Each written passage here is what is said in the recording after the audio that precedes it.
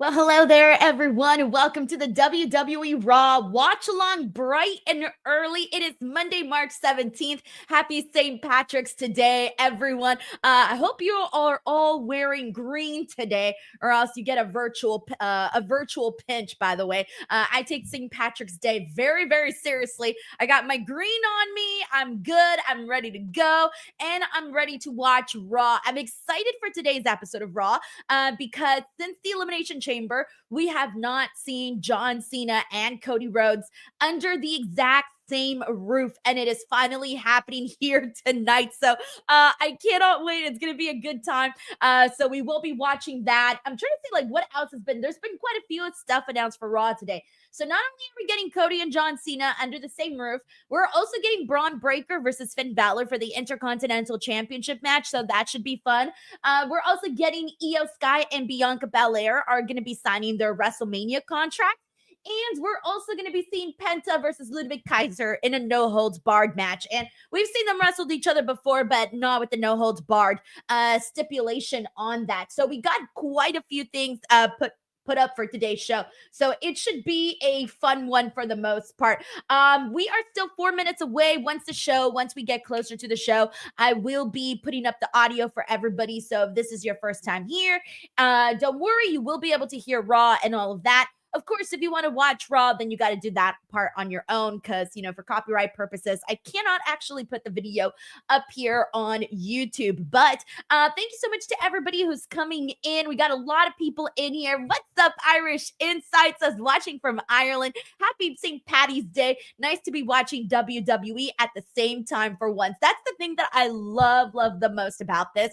There's actually a few things I love about Raw being on early. One, my day ends earlier, which is very, very nice. And two, it's funny because I end up swapping.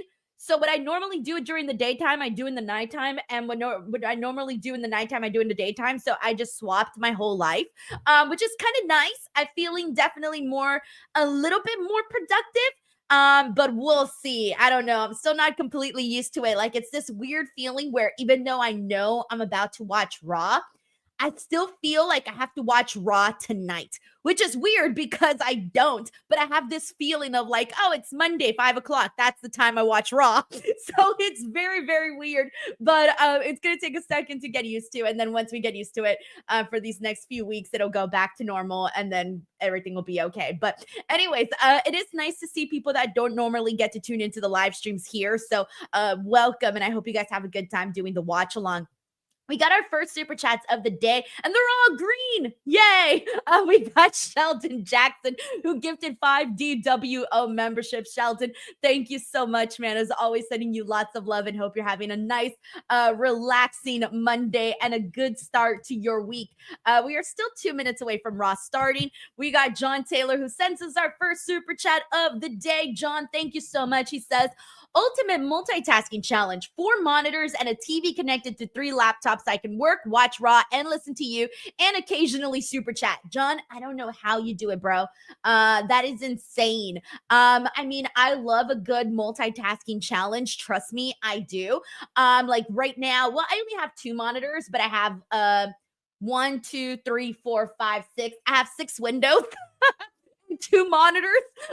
So I get it. There's a lot of stuff going on, but I applaud you, man, for trying to get it all done, especially for being so kind here on the channel. We are 20 seconds away from Monday Night Raw starting. Thank you, John, and wishing you the best of luck in your multitasking challenge. We got Daniel Mullenix, DWO member for 3 months, says, I'm looking forward to this. I know this has to be probably the most anticipated Raw episode in a minute. So probably since like Raw on Netflix. At least I feel like it should be because of this whole stuff with John Cena and Cody Rhodes. Thank you so much, Daniel. We got Tracy WV. Thank you, Tracy. She says, I canceled 2 staff meetings today to be here. Shame on me, but had to be here live for this one. Hated Friday not being here with you all. Excited for this. Guys, give Tracy some love. She canceled 2 staff meetings to watch Monday Night Raw. Hey, you know what? Honestly, YOLO, man. At the end of the trip that we all have, we're not going to be thinking about work. We're going to be thinking about the good times we had. So guys, give some love over to Tracy. And Tracy, Thank you so much for choosing to join the watch along and hanging out and watching Raw. All right, guys, let me get the volume going. Let me put it up just a little higher. If everyone can hear me and Monday Night Raw in a nice, balanced fashion, please let me know so that I can make sure to adjust if needed. And let me scooch on more over here. All right. All right. We're here. We're doing this. Thank you so much, Tracy. Let's have some fun. We also got Arnold Nicholson Jr. who says, does Judgment Day turn on Finn tonight? I hope so, Arnold. We have been wishing and hoping for this for a very, very long time. So I hope it finally happens. Arnold, thank you so much for the super chat and hope you're having a kick-ass Monday. Kick-ass Monday. I love how on St. Patrick's Day, we're seeing Finn Balor first. As he takes on, I mean, I know he has a big match today, but it's just very, very on theme. Thank you, Arnold. We got John Taylor who says, no clue it's St. Patrick's Day, but I wore green completely on accident. Also, coworker just DM'd me, and I'm like, hey, sorry, I'm busy watching Raw. You're like, put your notifications on silent.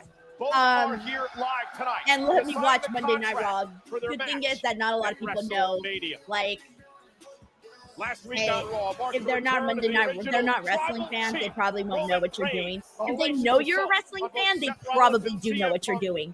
So I don't know if your work colleagues know you are a wrestling fan or not, but it all depends on pretty much that, and whether or not they know about it. John, thank you so much. And look at, I love this. It's always my favorite part, guys. Ooh, what are the yellow and red signs? They got on the left-hand side, they got yellow and red, like, cards. Are they trying to, like, make the flag, or are they doing something else? Because I don't see the black ones. I'm like, I don't see the black ones. Oh, wait, the black ones are there. Okay, they are there. I was like, what is that for? You just can't tell because the black ones blend into the audience. So at first I only saw the yellow and red ones, but they did the entire flag right in the opening section. Also, in case you guys didn't see this, Corey Graves is filling in today for Pat McAfee.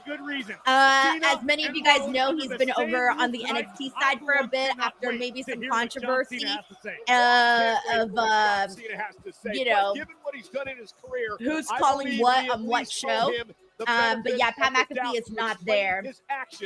But anyways, the international crowds, that's the big thing that we've been talking about the last few weeks is how much fun they are. So Belgium getting the party started with Monday Night Raw. They did a really good job for Barcelona in SmackDown. If you guys missed it, it was a very, very fun one for sure. A very, very fun one. I told her that I ran into a wall. We got Luis Arturo Mendez who says, who's ready for Monday afternoon Raw? Isn't it weird? It's so weird. We keep calling Monday Night Raw. We can't. It's Monday afternoon Raw. I feel like a little grandma. Like I have to go get my early bird special after this, which to be honest is not really that big of a joke because I really do eat early. So I technically am a grandma with my early bird special. Luis Arturo Mendez, thank you so much for the super chat, man. Thank you for the love. A great man who did. We got King of Strong Styles who says so wrong but feels right. Let's see who else we got in here. We got the Sniper in here, Tim Biotti, the infamous DJ1. Let's see, we got Gio in here, Terrence Sullivan. Hey, Seth Finney, nice to see you on here. We got Stuart Bridgman. I'm sure it will be a very Stuart Bridgman says it's noon for you. LOL, it's not early. Bro, noon to me for Raw is definitely early.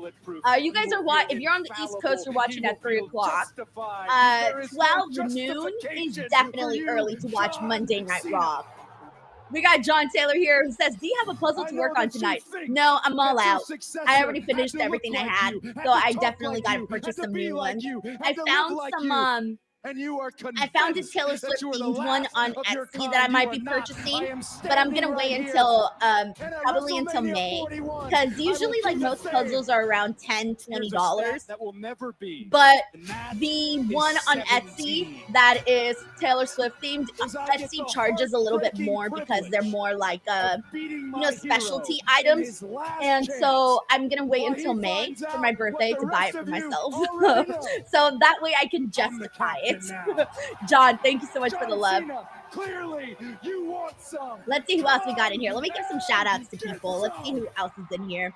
We got Taylor, we got David, Melissa Cabello, Joseph Boza, Eggsy Trek Jedi, Desi Baby, Jonathan, the infamous DJ1, Well-Rounded Leo. Holy shit, that venue looks effing cool.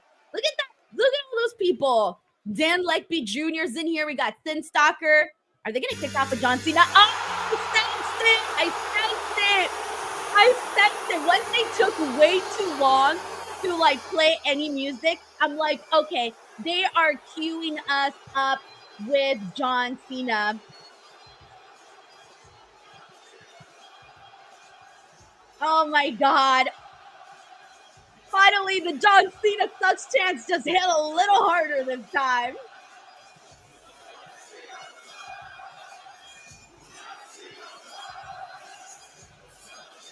Oh my God, this is so great. Come on, bring it, Belgium, bring it. Ladies and gentlemen, let's blow up the chat, guys. Blow up the chat with John Cena sucks. John Cena sucks. We got a lot of people that are saying John Cena sucks. And yes, Alan, it is loud AF. Let's go. Crowd, Stewart says crowd is against Cena for now. For now. A lot of boos.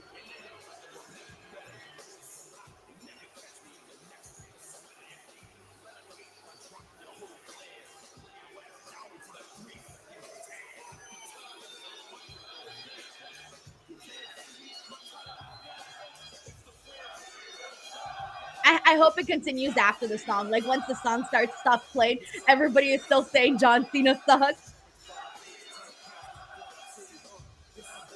Oh man, I love it. Get louder. I hope they keep going after the song stops. Instead of a standing ovation, just John Cena sucks chants nonstop. John Cena sucks. All right, here we go. Song's over. Strong boost, strong boost. Belgium, you're up. This is all you, baby. Yes. Yes. They're bringing the heat. Turn it up. Oh, we're already getting the Let's Go Cena sucks chance. Oh my God. I got chills on my face. Cena sucks. Let's go. Oh my God, someone has the picture of Cena's mad face. Oh, this is great, guys. This is great. You can feel the electricity in the building. We don't often get moments like this. So when we get them, it's nice to live in it.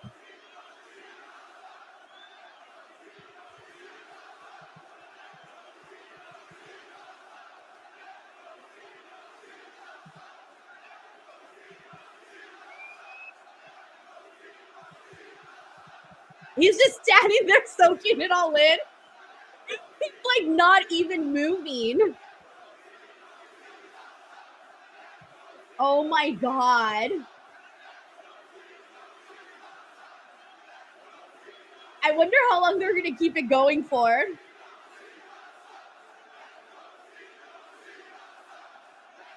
Oh my God, we should have probably timed this. See how long they were chanting this for. That's great. Keep it going. Keep it going.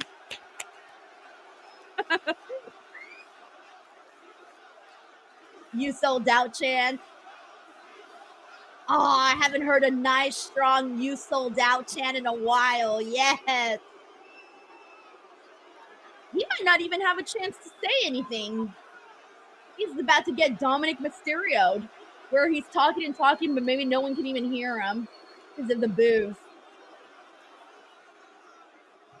When someone is properly grounded in life,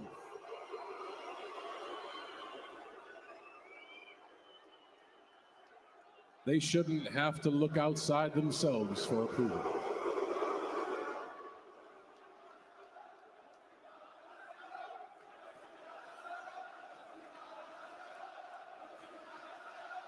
Wait, what are they saying now?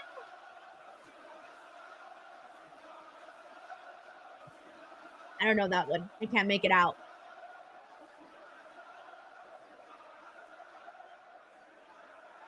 You are making this so easy for me. You see, for 25 years, I've been the victim. What? The victim? Okay? What victim? I have been the victim of an abusive relationship.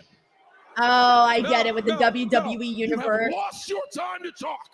Ooh, nasty.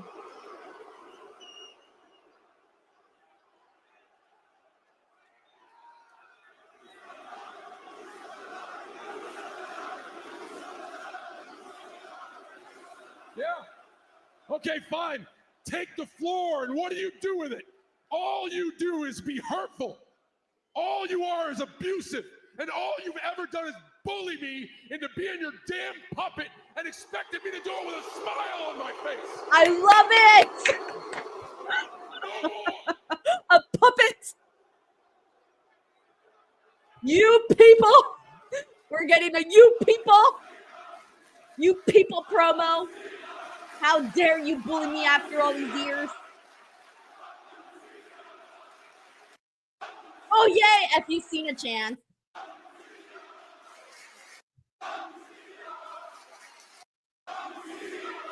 So very classy. Thank you. Look, I am not a baby face. Oh, we're using these I am terms. not Hey. a heel. Hey, oh, look at us using babyface and heel. I'm Love a it. human being. Ooh.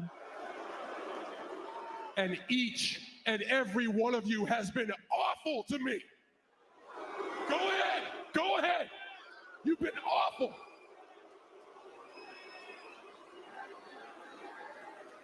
And it's been the same damn noise for 25 years. When I first got here into the WWE, oh, you let me know really loud that you hated me.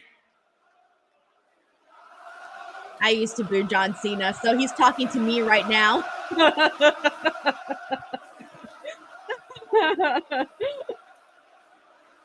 Yeah. Moments of embarrassment, moments of shame, just like this. You let me know that I wasn't worthy of your attention. So what did I do? I went and I changed myself, hoping that you would like me a little bit, and it worked for a second, but then it wasn't enough. So what did I do? I worked hard like I always do, and I started to win and win and win and win and win and win and win and win and win. Oh, I won a lot, and you hated it. It wasn't enough. So what did I do? I spent the next 10 years of my life trying to give away everything I possibly could, and it wasn't enough.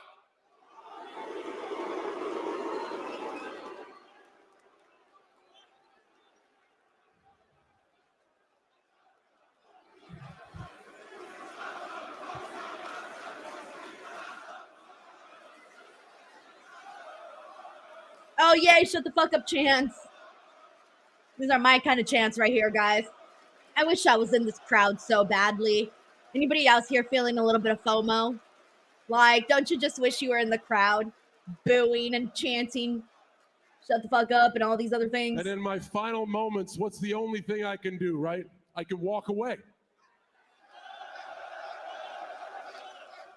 What a great example. They go from chanting, shut the F up, to cheering when I say I'm going to walk away. So I announced my retirement in a move that has never been done before. I'm actually walking away at the end of this year. I tried one last time to get along with you guys. I tried one last time to do something nice for you, and you ruined it, just like you ruined everything. You ruined it. You ruined it. Just like right here tonight. Oh my God, that for 2 person's seconds newspaper it was great, sign. and then it's never You enough. broke my son's heart. That was adorable. That was a very clever idea. I hope they show it again. Yes, it's one of my favorite chants. Na na na na, na na na na. Hey, goodbye. That's one of my favorite chants. Because nothing stings more than people rooting for you to leave. Each one of these idiots is proving my point with every breath. My point is, no matter what I do, it is never enough, and you should all be ashamed of yourself. All you ever do is take. You take, you take, and you take, and you only care about yourselves. I put my values on the line to make a very important choice in my life, and all you could think was, what do we get? My story changed. What do we get? John Cena's coming to my town. What do we get? This is trending. What do we get? Not one of you sons of bitches asked me how I feel.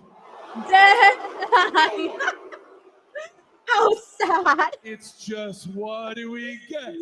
What do we get? John Cena's starting to sound like an angry mom. What do we get? You get nothing. You get what you have earned, and what you have earned is nothing. You don't get a new look because you dress like me. I don't dress like you idiots. You don't get new music. That is my voice on that song, and your time is finally up, and my time is finally now. Like you don't get anything. The only thing you get is to take a long look in the mirror to see how awful each and every one of you has been for 25 years to me. Damn, it took 25 years for John Cena to finally crack.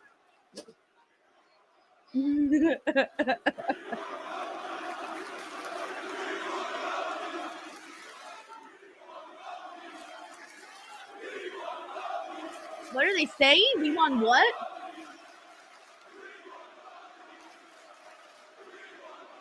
You're chanting for Cody. Oh, we won Cody. Why couldn't I make that out? Of course. Your brand new shiny toy, because you're about to put this one out to pasture. How sad. Got some points. Like I said, with every breath, you prove my point that you're awful people. And that's every single person in this room. No one is safe. No one can hide, especially the people I can pick out in a crowd. Yeah, I see you. And you in the front row. And you in the front row. Yes, I can. I wonder if he's going to call out any little kids. Easily. You're the Let's Go Cena people. Oh, he's even going to shit on the Let's Go Cena people? Damn. The people are like, man, I support you. No, you don't.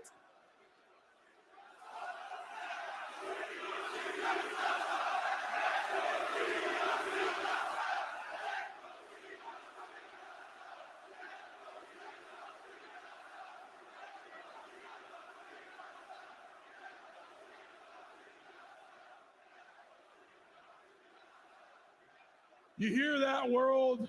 The Cena sucks jack-offs. They've already Cena proven sucks themselves jack-offs? people. I'm about to tell you why the Let's Go Cena people are just as awful. You claim to support me. What have you ever done? What have you? Damn. You. What have you ever done to support me, huh? I don't know, John What have Cena. you Buy ever your done merch. for me? Go watch your movies, your All TV you shows. ever do is steal from me. You steal. Bro, those shirts are like You 40, steal 50 my bucks personal now. moments. Ain't nobody You stealing steal those. my time. You have made me your frigging toy. I am an object to you. You have made me the butt of a stupid invisible joke for 15 years, and you still think it's funny. It is not funny. But you can't It is see. pathetic. You are pathetic.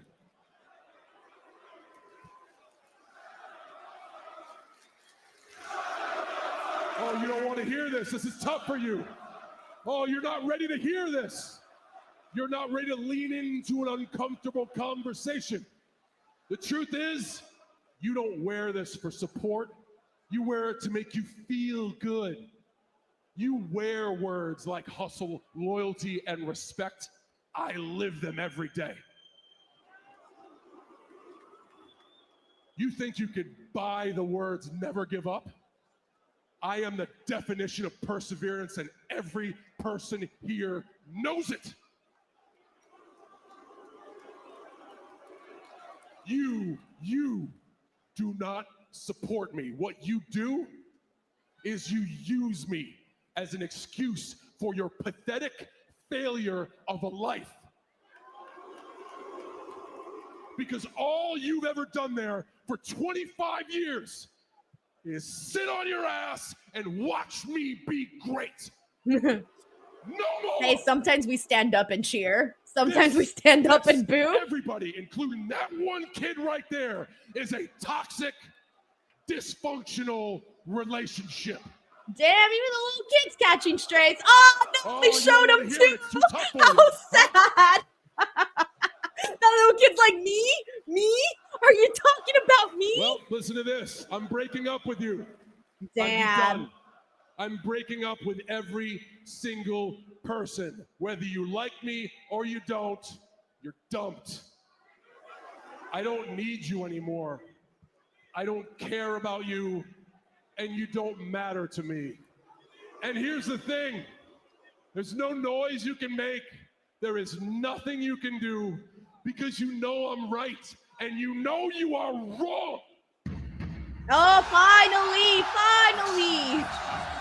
Cody Rhodes is out here. After we got roasted for about 20 minutes, Cody Rhodes finally is going to come out and put a stop to it.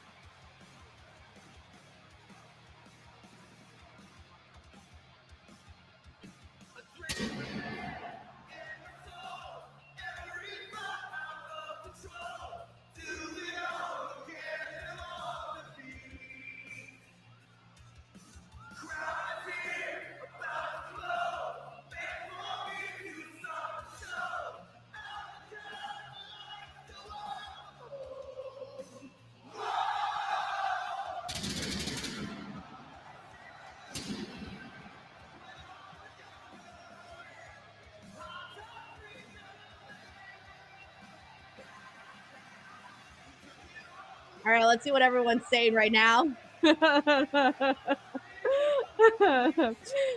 Sniper says, I can't believe I've just been dumped from the man I can't see. Cutest 662 says this Raw has already been brilliant. Phil Nolasco says, bye, Felicia. Let's see. Stewart says Cena's going to put Cody in a body bag if this becomes a war of words. Don't underestimate Cody on this one, guys. Cody might come out here and let's see what his comeback is. He's got a big task to get at him. Ed Helm says I got dumped. Tanisha Hicks says I couldn't be happier to see Cody right now. Michael Caputo says epic promo. I loved it, Denise. Chris Martian points out that they're wearing the same colors. Hey, they coordinated today. No one's wearing green, by the way, unless John Cena has some green on his shirt. We got Karen Snowden who says, wow, a man in jorts hates me. Then Stacker says, I got dumped on St. Patty's Day. John Taylor says, I didn't have being dumped by Cena on my bingo card today. Dr. J. Merritt says, I am entertained. Daniel says, John Cena will be crying for us to come back. JWK237 says it's Homelander versus Peacemaker. Brent Hawkins says, how can you get dumped if you can't be seen? Let's see. Chaos by Design says, really, Cena should just haul off, punch Cody in the mouth. Lol. A. Jobson says, no new merch, no new music. You deserve nothing. Super Pro says, W promo. Chris Leclerc says, great promo from John Cena. Spike Hunter says, Cena broke up with us. I guess it's back to tender. Desi Baby says, I'm not a Cody or a Cena fan, but it is so fun to see everyone invested in having a good time. Super entertaining. Lay Royalty says, they did it good by making Cody a new face. They did exactly what they're supposed to do. John Taylor says, Miz was right. Let's see what else we have here. We have JWK237 who says, Cena roasting us was awesome. Billy Ritchie says, oh no, Cena dumped me. How can I go on? Super Pro says, John Cena needs us. He just doesn't know it yet. Let's see. Walter Johnson said, glad Raw is early. Fight Cena and Cody, please. Amazing Video says, I give Cody 5 minutes. This response. We're getting the Cody Rhodes chants. They like to chant these in all the international crowds. Kevin Cabeza says, where'd you go, Kevin? He says it's so weird seeing him as a heel. Let's see. We got everybody putting over the promo. Good stuff, man. We got Race Piece that says, that's loud. Damn, I know. Halt Up 24 says, damn, that's deafening. All right, and let me shut up now because it thinks this promo's about to start.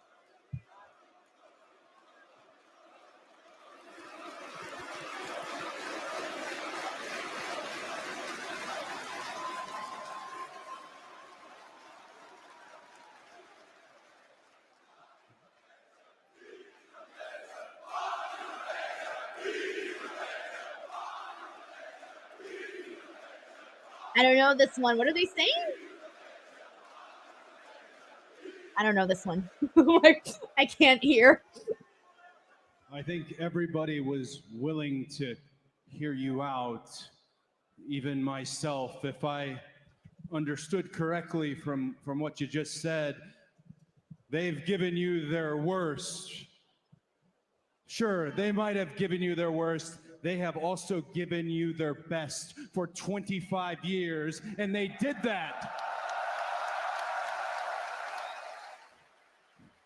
They did that because you were special. They did that because you could take it. They did that because you could carry it.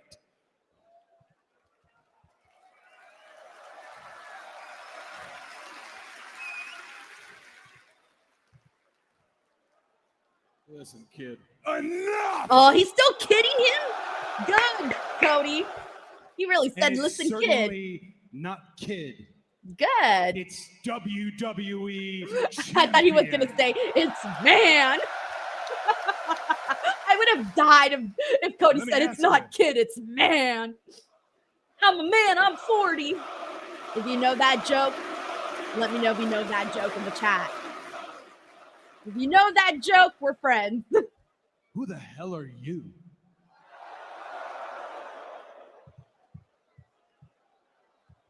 Where's the guy on this shirt? Right here. Yes, that's Grider. That's Grider Even too. what you did, I was excited. That's Grider too. You know it. You get The prospect it. of going week to week, face to face with John Cena, and instead, I got this.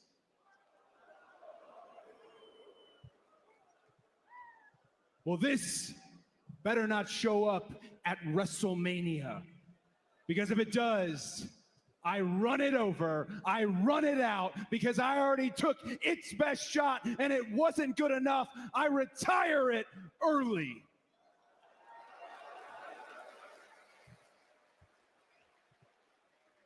So go find John Cena, because I want to wrestle him at WrestleMania 41.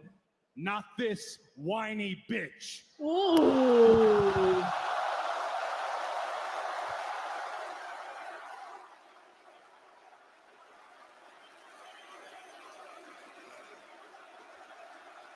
Oh, is he heading out already? I was waiting for him to go in more, but he's going to end it at whiny bitch from the looks of it.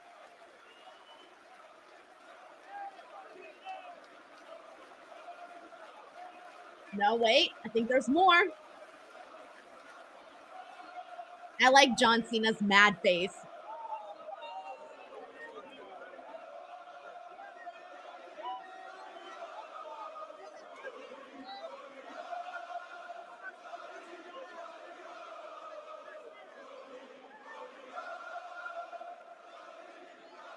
Simple and to the point. All right. Polar opposite. We got like 20 minutes of John Cena roasting us, telling us we ain't shit, and Cody Rhodes just shutting him up in like a minute. I'm here for that. I'm here for that. You have to be effective. Nobody wants to be called a whiny bitch. Nobody wants to be called a whiny bitch.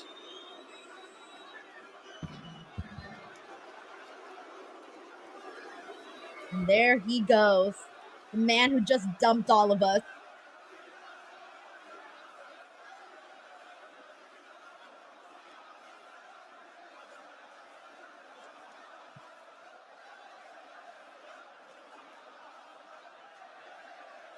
My favorite chant. Besides you fucked up. You fucked up is still my favorite chant. This one's up there. Hey, goodbye. Na na na na. Hey, goodbye. I love this chant. Oh, this is great. Oh, his face. I'm sorry, but John Cena's mad face is the best, because that's literally what it looks like when we're legit pissed off. Like, legit, don't effing talk to me. I'm pissed. I'm not here to fuck around. I don't want to joke around. None of it. That's the face we've all made it at some point in our lives.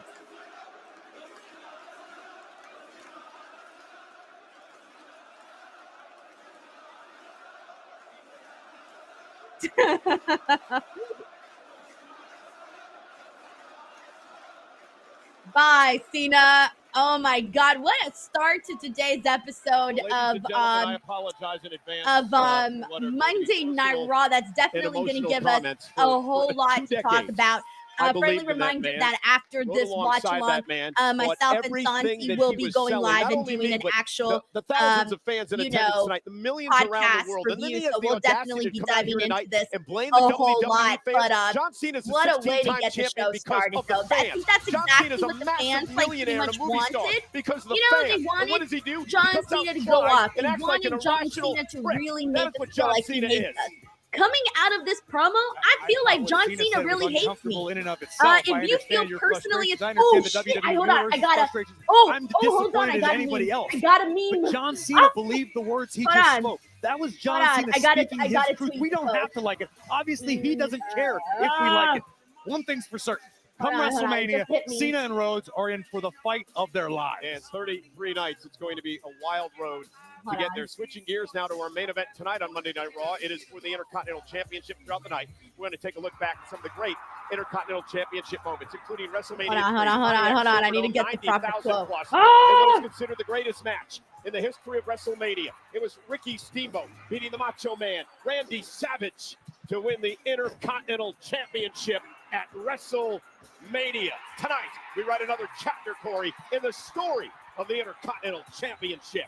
Finn Balor, a former Intercontinental Champion in his own right, will have the opportunity to climb the mountain and dethrone the unpredictable badass Braun Breaker. Does Balor have what it takes to stop the unstoppable? We'll find out tonight. All right, there, my tweet went out.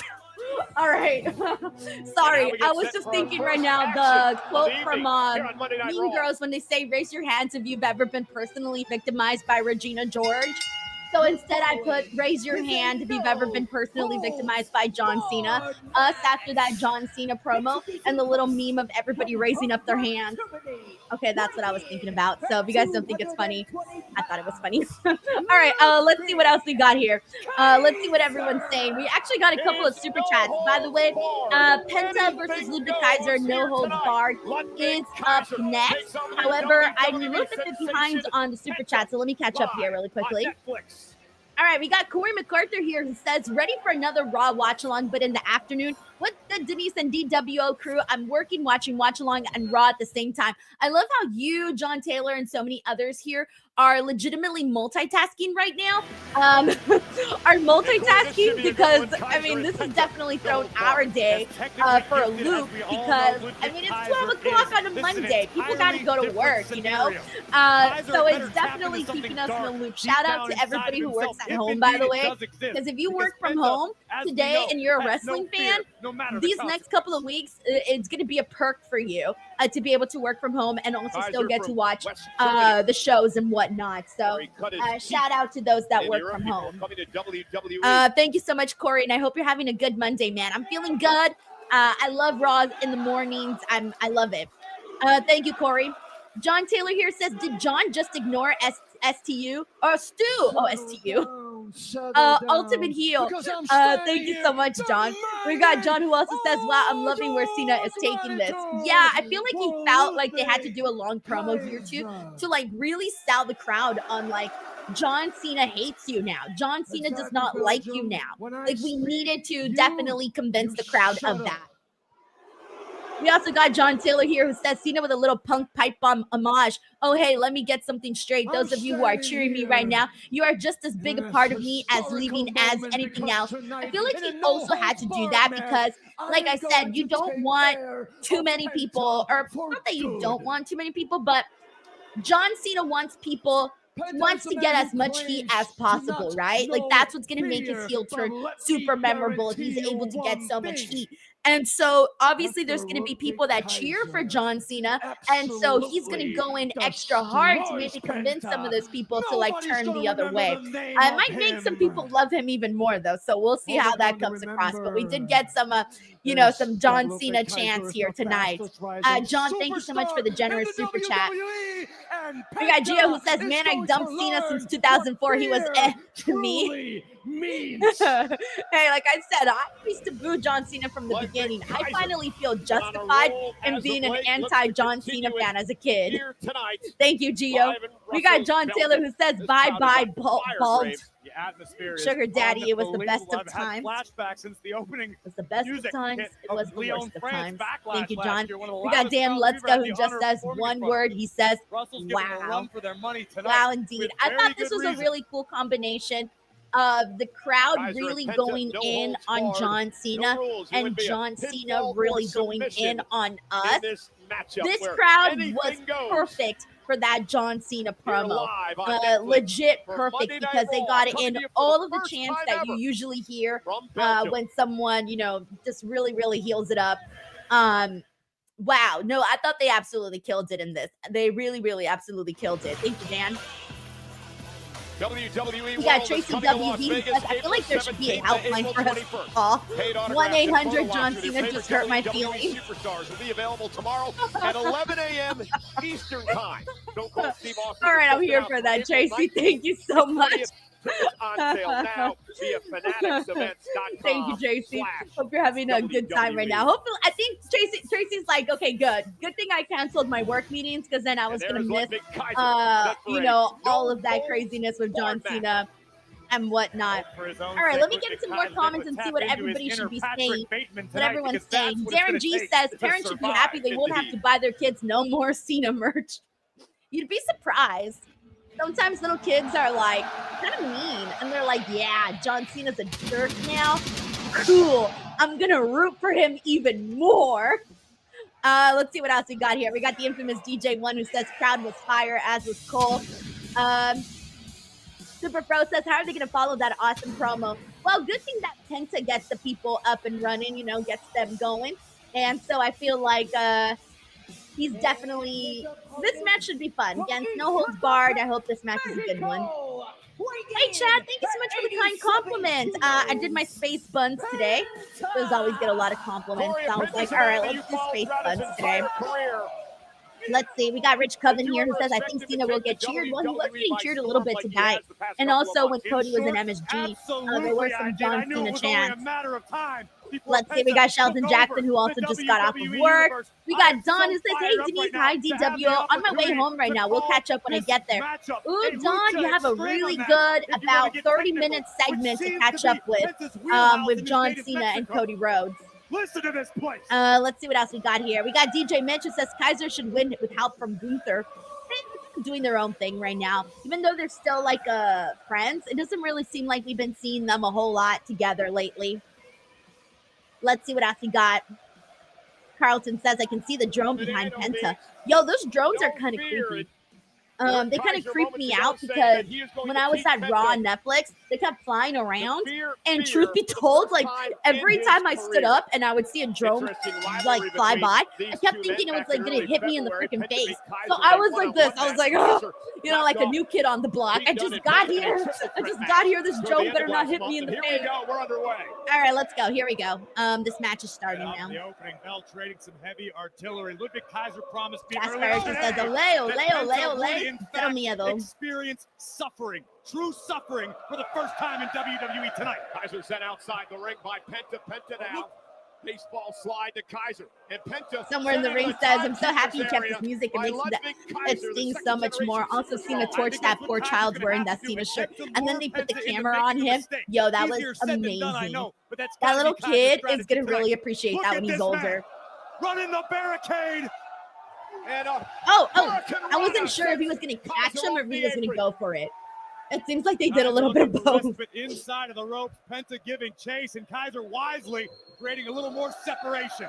And Kaiser looking to go for the first weapon of this matchup, completely legal.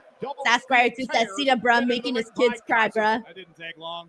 Darren G says some kids aren't even home from school yet, and they just got dumped. And Penta, who loves to fly, up over the top. Beautiful. Well, yeah, I mean, if I was in school right now, if I was of age, I would be in school right now. You think my mom would let me, honest question to everybody here in the chat that's obviously not in school, would your mom let you have stayed home to watch Monday Night Raw on a Monday, especially on a Monday after you just had the whole weekend? Would your mom let you stay home? Icy says, hell no. King of Strong Style says, hell no. John Taylor says it's spring break here currently. Jeff White says no. Unless it's spring break, but let's just say it's not spring break. Desert Baby says nope. Phasing Video says nope. Jamie says nope. Jay Grouse says I would have woken up sick. Now my mom could see right through that BS. One time, oh, this is gonna sound so bad, guys. Please don't judge me. So when I was everyone say no, by the way.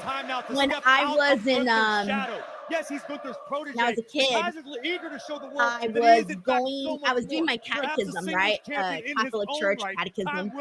And we had to do like a night class for the parents. It was just like 2 classes we had to do for the parents, and the kids had to go.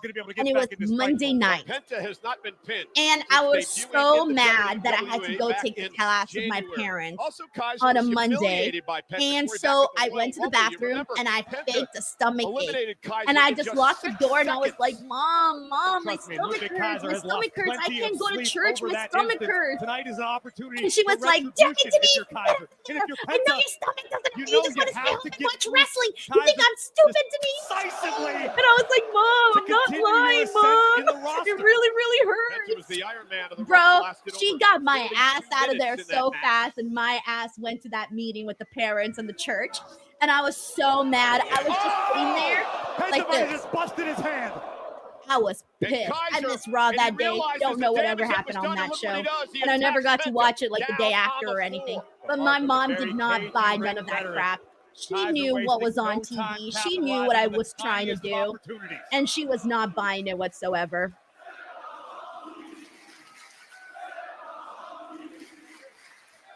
Now Peterson back in the Rudio says, holy crap, that was me on Thursday nights going to first communion class. You are me in a female body. The question as to whether my mom used to get so mad. Yo, and I used to watch, Patricia says I didn't develop the ability to fake illness until late. As you dominated that, I never really got, part of his career was a world champion at Westside Extreme. That was really the only time I faked illness, to be honest. After that, I started faking signatures. So bad. My mom knows this, so we're in the clear. I eventually admitted to her that in high school, I used to write To whom it may concern, Denise Salcedo is not feeling good today. She will be missing school. Love, and then I would put my mom's name and I would sign her signature. And it would work all the time. I would just go to the attendant, give the letter, and that was the end of it. That was the end of it, right? Multiple generations to this man. The ultimate disrespect and in the world of lucha my mom libre. never found out about it until like 2 years later when I finally admitted Kaiser it. knows that. No And doubt she was trying like, to get under the skin of Denise, you Penta. did that? In this no And I said, yeah, Mom, sorry. Face But first goes I Kaiser. didn't really care because, you know, And I got Penta good now looking grades. to turn the tides in this Kind of lied a matchup. little bit, but I got good grades. Reversal I up and over goes the graduated luchador. high school and college. I was good now. Mom doesn't Will care. that be enough? Hook of the leg. Cover.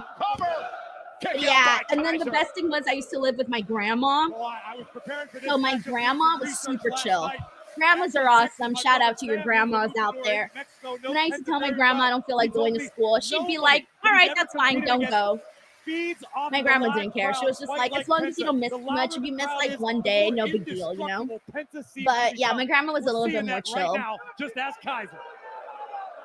Thank you so much, Nathan, for this kind comment, by the way. I appreciate it. And Kaiser caught him with a big boot, stopped him in his Infamous tracks. DJ once says everyone And now forged the Jeff Kelly tried to ride signature. Kaiser again. Look, This time to the sometimes leg. you just This time had hook of the to. leg. Darren This G time says my Penta mom kicks has it amazing too. handwriting. Never works for me. Here's the trick, Darren. Is that you know that, right? You know your mom's signature. You know your dad's signature. You know your mom's handwriting and your dad's handwriting. You think the lady in the attendance office knew your mom's handwriting and your dad's handwriting?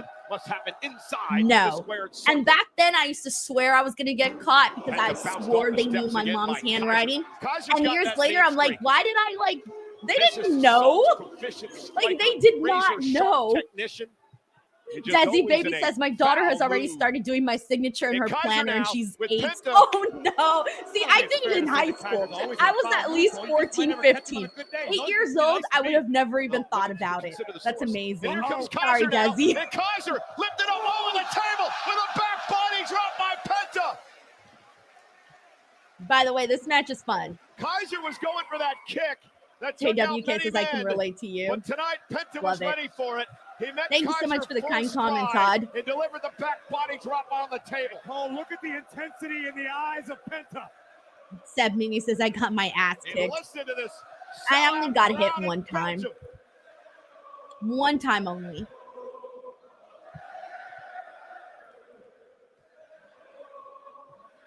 And I deserved Big it that opportunity day. for Penta I'm like, here. I really deserved it that day. Still hanging in. I really, Connected really right did. on the I chin. think my mom did good by me. Kaiser, one of the toughest She men set you'll me ever see straight. inside the ring. Made me learn a hard lesson. Penta fighting back as well. He's as tough as they come too. And I never forgot it. I'll tell you that TNA much. World Never Champion, forgot it. Lucha Underground champion. Multiple Seth time Mini says, tag did you champ. cry? Yes, I did. I cried more because I was very dramatic as a child. Listen to those chops. Like, my mom Up the barely chest of tapped Kaiser. me on the butt. She got me with my my uncle's shoe. She just spun me around and she was like, bam! Oh, and She down got goes me in the Penta butt to with the my back. uncle's shoe. Oh, and a I blow still right to the remember my back of the uncle's neck. shoe was a Van, Forearm. size Cover. 11. Kick out by Penta. I got hit with this Kaiser Van was about a size half a 11 second shoe in away the from butt. the W tonight. And I was like, Incredible you're impact so on the mean, floor Mom. to the base of Penta's skull. I think It was I make so out funny. what I you're even saying. told my mom, I'm I going did to hear call the myself cops, Mom. She was like, you go then, Denise. You call the cops. Listen to me. Amazing time. You will fear. You will fear me. I will teach you. Yeah, so that was what the it one means time I got hit. to fear. You hear me? Kaiser again with the right hand. I like to remind my mom of it too. She's like, oh my God, And the Denise. receptions he's I received, barely not only here, touched but you. around the world from the WWE. Sign Soccer says not the Van size 11. Tear to the Yeah, no, she spine. did call my bluff big time. She called my bluff. I used to tell that to my grandma all the time, and she used to yell at me when I behaved bad. I would tell her I was going to call the cops. That never worked. She always told me to go right ahead and call them, and I never did because I was a chicken. Plus, I didn't really have anything to say. What was I going to say? They yelled at me really loudly. Say it. Say that you're afraid. Chris Robinson says, you got the shoe, I got the belt. Yeah, thankfully, I never got the belt. Thankfully. I don't think my mom was like, She wasn't really into wanting to do that, you know? Out, feed off the WWE fans.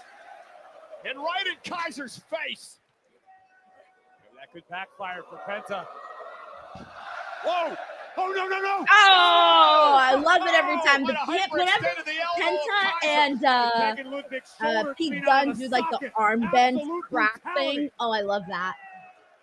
John Taylor says better than the chancla. Penta now has the weapon. Theo says his was a belt ass whooping. Oh, man. Hey, Growl says your mom pulled the timeless Tony Storm. Oh, shit, you're right. You're right, she really did. You win.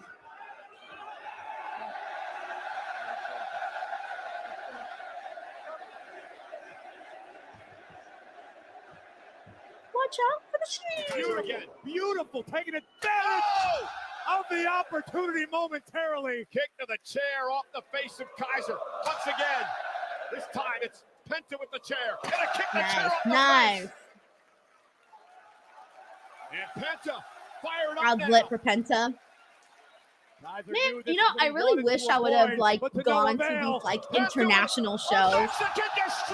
I think that would have been such a cool experience. But like all things in life, costs money. I can't even imagine how much that would cost. Oh, I wonder if he was going to do it on the chair. Oh, yay, Penta wins. I thought for a second he was going to do it on the chair. I was like, are you going to kill Ludwig Kaiser? We can credit the toughness of Penta. You can give the assist to the WWE Universe tonight in Brussels, who soldiered Penta forward. And Ludwig Kaiser has now been relegated to the rear view mirror. This destroyer from the second turnbuckle on top of the steel chair, capped off with the Penta driver. Thus far, when Penta hits it, I don't care who you are, you ain't getting up. Incredible victory, but an extremely resilient Penta tonight. He had thousands of fans and muscles eating out of the palm of his hand. Sorry, guys, I had to start a different recording. Oh, look, there's Kathy. I love her. She's so gorgeous. Congratulations, Penta. Kathy Kelly is gold. You have Ludwig Kaiser behind you definitively. Oh, she did a totally new, different look today. She's got ponytails going on. I don't think I've ever seen Kathy with ponytails. What is next for Penta? First of all, thank you, Bruce! You were amazing, guys. I love you. Good. The Penta New Era is here. Because and it's alive in Europe. But not only in Europe. In every continent and in the world. You say, what is next for Penta? Listen. The Continental Championship! All right, he's going for the Intercontinental title. Let's go. I wanna say something. You heard that, Braun Breaker? This is for you. I don't care what I have to do. I promise you. Te voy a romper tu madre! Okay, see, I want to see Penta and Braun Breaker. Porque yo soy Penta, el I really, really want to see Penta and Braun Breaker. Like, that will actually be really, really fun.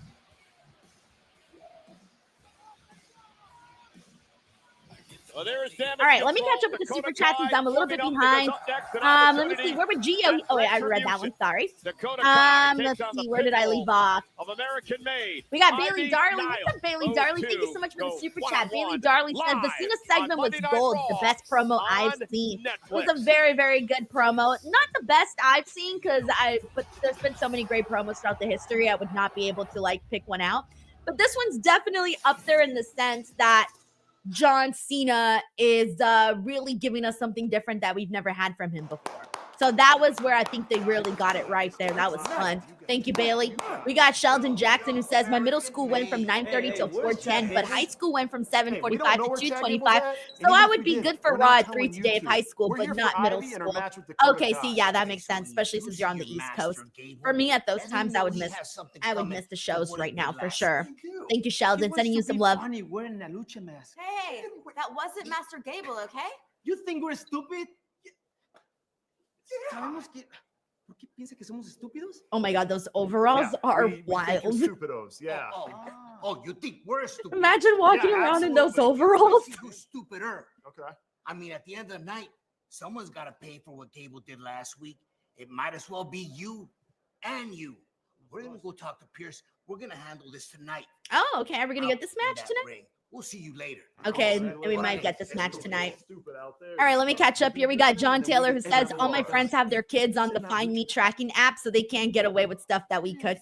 Oh, God. I would have hated if my mom had me on an app like that. Am I missing something? I would hate that. Like, my mom would have found out so much stuff.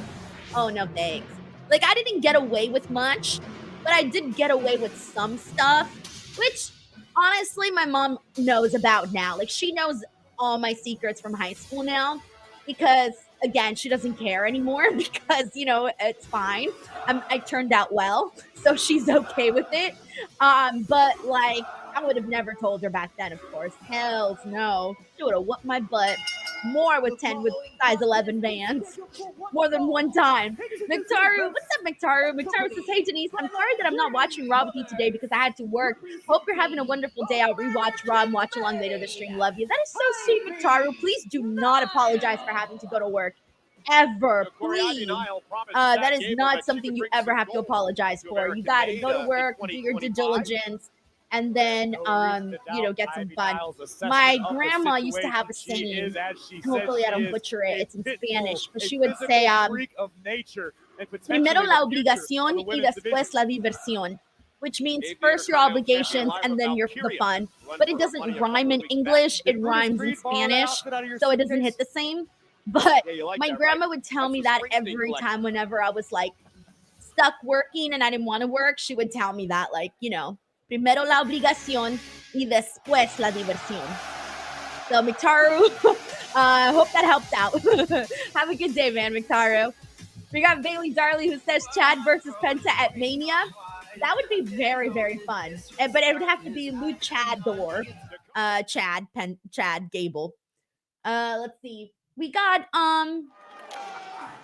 is it Girl Guy? I think it's the right in here. Who just became a brand new member of the DWO. Thank you so much and welcome. Thank you so much. And I want to wish both of you all right, the very best. Let's see what Finn, Liv. I love this graffiti, by the way, in the background of all of these promos and stuff. And Raquel, this time next week, both of us, we're hey, Dom! The man of the moment, my ride or die. I know you know, but I just want to say from the bottom of my heart, thank you for getting me this match tonight. Thank you. Hey, of course. You know, whatever it takes to get the Judgment Day back on top. Am I right? You're right. But here's the thing. I've been talking to some people, and I have an idea. An idea? Dominic, I don't know if you're not supposed to talk about this. I think it is. I love Liv's hair like this, by the way. Ever since we lost JD, probably my first we also lost some favorite hairdo that she has. I found the perfect person to add to the Judgment Day. Who? What if we add Penta to the Judgment Day? Oh. So let me get this straight. I don't think that's going to happen.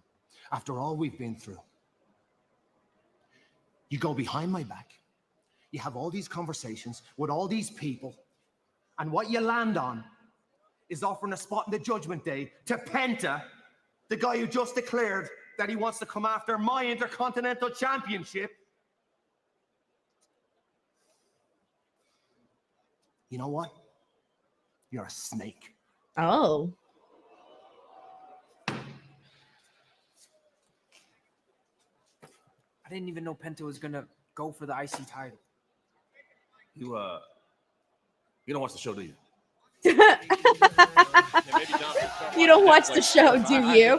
All right, let me catch up with the super chats. You got Corey McCarthy who says, yes, I work from home, but your DW crew, Denise, shows up. Proves that we support you even while working. I love Penta. Great match. Thank you so much, Corey. And yeah, I was scared. Every time I do live streams at like random times, I'm always scared that no one's going to show up. It's like my fear. So thank you so much for showing up, guys. Because if not, I would be very, very sad. But of course, first got to do what you got to do. If you're able to bend the rules, great. But if not, then it is what it is. Corey, thank you so much, man. We got Kid Cudi in the building. What's up, Kid Cudi? He says, hey, just tapping in. Hope Raw has been good and that Denise hasn't been crapping on Jey to debut. Jey Uso. I'm sorry that it's not that the storyline isn't getting my motor running, or like I always say, tickling my pickle. My pickle has not been tickled at the moment yet, Kid Cudi. But once it does, you will be the first to know. Thank you so much for the super chat, Kid Cudi. We're getting into Ivy now versus Dakota Kai, by the way. Also, Just Ricardo, member for 3 months, says, "Hey Denise, I get to join for once." Hell yeah, Ricardo. Hope you're having a good time watching Raw. Thank you so much for being a member now of the DWO for 3 months, man. Hell yeah. Thank you, Just Ricardo. Oh man, that's funny. Megan and AEW Sicko says Dominic called out for not watching Carlito. It's so funny actually because Carlito, I interviewed him at the 2K24 carpet, and I had asked him about playing video games, and he said that he hasn't played video games in years, right? And I posted the video. To be honest, I didn't really think too much about it. And then everyone in the comments was like, "Dude, they have the game in the background playing every single week on Monday Night Raw." And then I was like, oh shit, they're kind of right about that. So funny. Thank you, Megan AEW Sickle, for popping in here. We got Sam Kai Boone here who says, will WWE ever go to Thailand for WWE RAW or SmackDown or PLE because it's my family's country? I don't know what the situation is over there in terms of like what stadiums or arenas they have available. I don't know what's going on in Thailand. Although I will say this, though, Thailand is one of my dream vacations that I want to go to because I heard you can shower with elephants over there. That's fair. I'm down. I'd like to shower with an elephant. That'd be kind of cool. You know, what an experience. What was that? Cover, hook of the leg. And based off of like Instagrammers and bloggers that I've seen go to Thailand, they always look like they are in some of the most beautiful places. So I would definitely love to experience that someday. But will they ever go there? I legitimately have no idea. No idea, Sam. Thank you so much for the super chat. I'm sorry I didn't have a better answer for you. Gable should have minded his own business last week. As Dragon Lee and Mysterio now in pursuit of Gable, who's hightailing out of the arena. Get out of here, coach. I think Gable's going to turn back into like his, all of a sudden we're going to see the... Chad Gable in search of safety, but Ivy is taking her eye off the task at hand. Ivy distracted momentarily. Dakota catches her with a kick in the corner. Now Dakota with her up and down. Got her. GTK by Dakota Kai in the win. Oh, a pretty fast win there for Dakota. Crowd was into it. That's good. Big win for Dakota. Back on the winning track. Dakota certainly owes a round of cocktails to Dragon Lee and Rey Mysterio for the assist, causing the chaos on the outside, attacking the Creed brothers completely unprovoked. But a win is a win. Congratulations, Dakota Kai. I love that they did the Raw logo, by the way, with the Belgian flag. That is where Io Sky and Bianca Belair will meet for the women's World I feel like Rhea's got to interrupt this, right? This contract signing. Like, there's no way Rhea's not going to be, you know, doing anything in this contract signing. At WrestleMania official.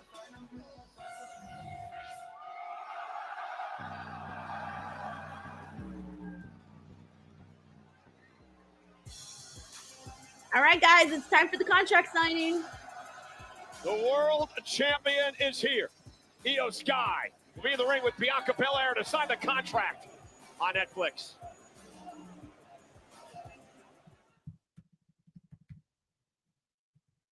Oh, hey, we got a really nice super chat here from Sheldon Jackson. Thanks so much, Sheldon. I have to show up for your watch along, especially when I work from home since I no longer have an office to go into. Contractor with USA ID, and we know what's happening there. Lost my job on Thursday and got it back on a Sunday. What? Toward Rhea and Bianca. It's totally understandable that Io Sky feels disrespected. I hope everything's okay because that's very, very scary. Like, one second you're like lost it, you got it back, but it's so like turbulent. Like, you don't know how long you got it back for. So I hope everything's okay on that front and that you are, safe in your job, because that is terrifying, by the way. Very, very terrifying. I've been in that situation before where I've lost my job multiple times, and it is terrifying because when Io people wasn't make distracted. promises for you, where Obviously, they're it like, paid hey, off you're for going to get Io paid because this she kept her much, head in the you're going to game. work this Io in this kept focused hours, on the you task at hand, count which was on that. defeating You know, you then make the Women's math World in your Champion Rhea head, Ripley. you make Rhea only has plans in your herself to head blame, and all of this. unfortunate as that may be. And then for that to, whenever your job falls through, to be Corey, you know, pulled, Io like Sky they're pulling defended the a rug from WWE underneath you. Championship So last it's year very, at very WrestleMania. scary. So hopefully Losing effort. all Lost is to good Bayley and when the you Rumble are last year. able Does to that do play your on her thing mind and, heading into this year's obviously event? work and do your job. Sheldon, thank you so much for the super chat, man. And of course, if you ever need anything, please reach out. Thank you, Sheldon. Particularly on a stage as big as WrestleMania. Yeah, it's So very Io's scary. I've been there a eligible. bunch of times, guys. It sucks, man. It really, really sucks. All right. Let me give some shout outs, by the way. If you've been in this chat and I haven't shouted you out and you're like, hey, Denise, I'm here, please say hello or something so I can make sure to shout you out. We got Rated TV M.A. Lewis in here. We got Impossible Wrestler, Cody Santello, Adam Reidner, JWK237, Arthur Thompson. We got, let's see who else we got in here. Bailey Darley, Carlton Lineback, Miss WWE Girl, Megan's an AW6 says, is Bianca wearing more black than normal? You're probably right. She was wearing black last time and she's wearing dark colors again today. Good catch there. Miss WWE Girl 2. We got Antonio Rivera, Zeno Hour. We got Omar Maduena. Ooh, Omar, I love your last name. I don't think I pronounced it right, but I just like the way we got Dilda Pickle in here. What's up, Dilda Pickle? We got Hindsight with Hustle. Nice to see you on here. Welcome to the channel. We got Dr. Ross. What's up, Dr. Ross? We got Kyle Taylor Richardson. Hey, Kyle. Let's see. Who else haven't I shouted out? We got J Rock Dog in the building. We got Stewie. What's up, Stewie? He says, I haven't been here for a live for a while. Glad to catch you. Yeah, I'm so happy that these time slots are at least allowing me to catch up with more people. Because, sometimes you just can't tune in at night. People got lives, We got things to do. We got Mike Centeni. Always good to see you, Mike. Hope you're having some good days. Arthur Thompson, Antonio Rivera, Tanisha Hicks, Michael Caputo, Big G, Bryn Hockey, Patricia Mayer, Keith Duran, Seb Mini, Armand, Cody Santello, Andrea Price, Vin, Icy, and I think I'm all caught up. I'll get you guys the rest later. Wrestling Lowdown. All right, I'll get the rest of you later. Let's watch this contract signing. Let's hope for some Rhea, baby. Bianca, you will not disrespect me again. Rhea will not disrespect me again. No one will disrespect me again because I am the Women's World Champion. And after WrestleMania, Now Io's getting good reaction. will still be the Women's World Champion. Yep, Infamous D1 says Io is over. She always does very well with international crowds. She really, really does. Someone reminded me of that not too long ago, and I'm glad they did because it is something that I feel is pretty true. She is pretty over with. She's over also here in the United States, but I feel like she's a little bit more over in international crowds. We got Dilda Pickle who says, I genuinely don't know who's going to come out on top of this feud. I love it. Hey, Lou, he says, I'm here, and I think it's about time we acknowledge how many Luisas you have in your chat. Respect in the world. We are your biggest fans. I really do. There is quite a few Luisas. But last week I gave you a pass because it was low-key my fault. So I'm going to tell you exactly what I told Rhea. If you think I'm going to let you put your hands on me again and I do nothing about it, then you know me at all. You do not know me. So WrestleMania, you're going to find out exactly who I am. I am Bianca Belair. I am the EST of WWE, and I will be your new Women's World Champion.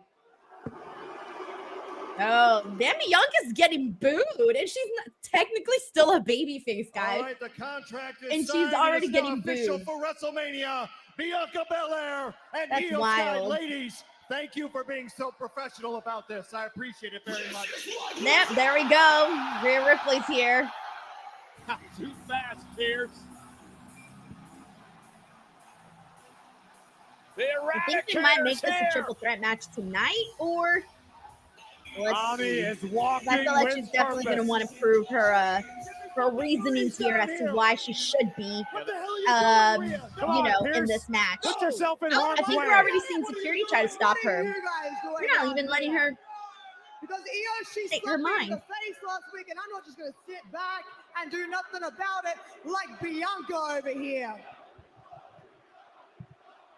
I mean, how the hell are you just standing here acting like nothing ever happened? Well, I had to sign my contract for WrestleMania. That's what I'm doing out here. That's real funny coming from you. Because you had no business being out here in my championship match. But there you were, Bianca. So I'm going to take a page out of your book, and I'm just simply out here to watch. Oh, you're just out here to watch. Yeah. So I guess you're just going to be watching WrestleMania. But since you want to be in my business, how about I make you my business? How about that? I'm getting real tired of you. Go to the back. I'm getting tired. You got to get to the back. Oh, here we go again. Not again, really? Again? They did that. No. You think you learned your lesson from last time? Oh, is she about to powerbomb her on top of Bianca? Yes. Oh, shit, the table still didn't break. They're so tiny. Bianca on the table as our general manager just looks on. Rhea just Come on, Adam, you know what you got to do in this situation. Match at WrestleMania. You know what you got to do, buddy.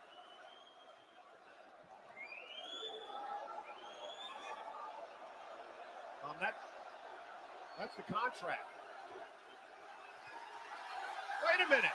I don't know if that's Yes, binding. Rhea That's not did. I mean, Wait, but hold on. Rhea just signed it. Just signed the contract. Her name's Rhea not has- even on it. Rhea Wait, but has that's the not how contract, contracts Cole. work. She can have that thing altered. You gotta like, put Nonetheless, her name in Rhea it and all of Ripley that stuff. Kicked off, raising hell tonight, taking out both Bianca and Io Sky. Rhea was like, F these rules, I'm just adding my name on it. I don't give a She's not damn. part of WrestleMania. All right, what do we got next? Oh, it's Jey. Here we go. Oh, that's a really cool underground look. This whole background has been very, very fun to see. I ain't been myself lately. Been doubting myself. Mom playing tricks on me. So I flew halfway across the world to whoop somebody's ass. And that person tonight is Austin Theory. Oh, Austin Theory. Yeah, we pretty much figured out that was going to happen by last week. The world and become world heavyweight champ. So hey, Oos, please hit my music. Oh, there's Gunther. I don't get this. I don't get this. You're embarrassment for your family. I don't get to the chief, man. I talked to Jimmy on Friday. He's just as dumb as you are. Stop. You've got a match to do. I'm going to see you out there, G. It's WrestleMania season. Everybody is fired up. All right, that was funny. All right, let's do this, guys. What a cool camera shot, by the way. That running camera shot. All right, let me catch up here with the super chats, by the way. We got Saeed Dun Super who says, Sin, you're getting jumped, man. Come on, man. I hope he does. Let's call it a day with a Judgment Day. Thank you, Saeed. We got Bailey Darley who says, my prediction is Bianca Belair to win the title and Bianca to turn against Jey. Woo, it might happen. It might happen. Might be onto something, Bailey. Thank you, Bailey. We got Ryan Adams who says, yes, Rhea pulled an HBK and signed the contract. Yeah, she just went for it. Thank you so much, Ryan, for the super chat. Thank you to everybody who's been supporting, seriously. Let's see. Rudio says, I eat every week, quote of the show. We got infamous DJ1 who says it's unreal there. No, it's very, very cool. I love these crowds. Not too bad, Cole. You've been working on that? Yeah, see, he doesn't trust you. He only trusts me for that. By the way, since we are having a little bit of a moment here. Jey Uso takes on Austin Theory live on Netflix. Why isn't this posting? Sorry, guys. BTW, I'm not sure how many of you guys follow me on Instagram, but if you do, I've been posting like a bunch of clips. Well, Chris, the editor, has been posting a bunch of clips on my behalf here on my channel for today's Raw reaction show. If you guys can go in there and hit the like button on any one of my recent shorts, it would really help out a whole lot. I'm trying to grow my Instagram account. And so I'm really trying to blow up the page. It's very hard to do so. And so if any help that you guys can give would be really great. Even if you guys just go in here and like hit the share button. If you guys hit the share button, you can even share the video with me. So I'm not sure if you guys can try that. Maybe not. Let me know. If you guys share the video with me, that would be awesome because I'm just trying to make sure that it gets more reach. Because one of the things that I've noticed is that Instagram doesn't really show my videos to like a lot of people. It only shows them to like a small pool of people.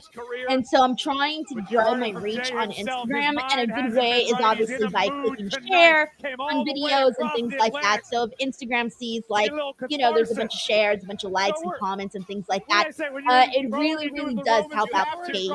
So please do if you can. My username is @_ Denise Salcedo. It's right there on the screen if you can even see that. I was so bummed the other day because I heard you say last week that the Yeet I don't know why, but I feel like sometimes I jumped on the Yeet train like 2 years ago. I'm not sure this man now going to be a star in his own right. Main event, really only like certain types of content, and when they see other content posted, they like unfollow. And I posted like my AEW reaction clips and literally lost 300 followers on Instagram because I posted about AEW, which is like insane. I guess it's just where people are right now. I don't really know what to make of it. I'm still gonna keep posting, you know, my videos and whatnot. But I was like so blown away by that, by how many people were like, "Oh, she's posting about AEW. I'm not gonna follow." It's crazy. I couldn't believe it. So yeah, hopefully if you guys are fans of pretty much everything, please feel free to follow, give out some likes and shares and comments and things like that. Yeah, I know everybody's like, what? No way. I know. I literally lost 260 something followers immediately after I posted 5 AEW clips on Instagram. And I'm not sure if that's obviously the reason, but that was the last thing I had posted the day that I dropped that many followers. So I'm assuming that's what it is. I'm not really too sure. That's just my assumption. But you know, I'm gonna keep posting because I, you know, obviously cover and enjoy AEW. And I feel like if I don't post about things that I like, I'm just being ingenuine to myself and to my followers. So, yeah, I'm going to keep posting and doing my thing, but it was a little bit of a downer to see that because I'm like, shit, man, like, what's the big deal, you know? Like, seriously, what's the big deal? But yeah, that's kind of what the situation is. With all of that. Yeah, King of Strong Style says you've always posted all wrestling. Breaking news facts. But I think sometimes if you have new followers, they don't really know that. They don't know that you post, you know, what you post, a little bit of everything, you know? So anyways, that's where we're at with. That's where we're at. Now to register to be the first to receive resale information. But anyways, so yeah, go support the Instagram page. Thank you so much, Icy. That stay true to yourself. Not only will you grow a following, but it will also be a strong following. Thank you, Icy. That's what I'm trying to do. So the way that I see it is like a washing machine, right? You might like get rid of, you might lose some people, but at the end of the day, maybe those people just weren't what you wanted. So, you know, it is what it is. I don't believe so, Cole. I believe it's an incredible task. Thank you so much, Chad. I like your videos, Denise. You're doing a good job. Thank you so much. All right, let's see. We got Jey Uso versus Austin Theory. Let's do this. Go big or don't go at all. Ooh, good energy. Taking out Theory. Cover now. Hook of the leg on Theory. You got different. Oh, that's it. Jey Uso, just like that. Jesus, oh, that was quick. I like that. Like, I like that. You need to make Jey Uso look stronger. And him winning matches just like this. Well, there you go. But also really break up Austin Theory and Grayson Waller now. Every single week they just prove to me that they should break them up. Oh shit, oh shit. Oh, that did not look good. You don't go high risk. Ooh, Jey, you okay? All right, he looks good. He Jey, looks good. All right. off. Woo! Ooh, I worried there a little bit. I worried there. That did not look good for Jey for a split second, but he looks good. He looks good. And I mean, now Gunther's coming in and attacking him. To put Uso asleep every night, heading up to WrestleMania with Jey tonight. How to counter. And now Jey with a right and another right.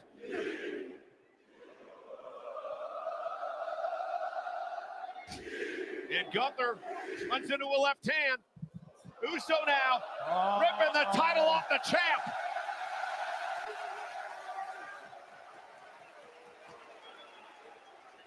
That could be the reality after WrestleMania. Gunther into our announce table. He's got your title, champ.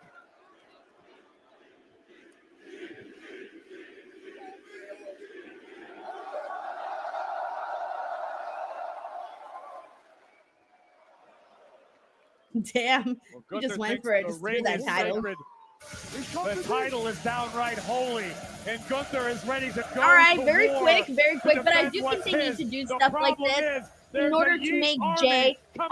You know, I think they've been trying to tell the story where he might be doubting himself and all of that. But I think that they also have to make him look a little strong, and so that definitely helps. But yeah, as for Austin Theory. Austin Theory, irate, and I gotta be honest, Cole, I didn't realize you were that and great. Grayson Waller, damn, they're just being used as jobbers now. Break them up, literally break them up, guys. I could not feel more passionate. I'd rather see Austin Theory and Grayson Waller break up before Judgment Day. And we all know that Judgment Day has also hit like an expiration. Intercontinental Championship. All right, what is this? Oh, the Braun breaker. The rest of the locker room is the hunted. Intense. Oh, thank you so much, Todd. He says, Denise, I followed you on Instagram. Yes, thank you so much, Todd. Thank you. Welcome. Thank you so much for following. Let's see what else we got here. We got another super chat from Saeed. Thank you so much, Saeed, in super. He says, Vince being forced to retire had to be the worst day of Austin Theory's life. Maybe he should join Dom's new faction. Yeah, you know, Austin Theory was definitely someone that, based off of the programming, it seems like Vince McMahon had interest in him.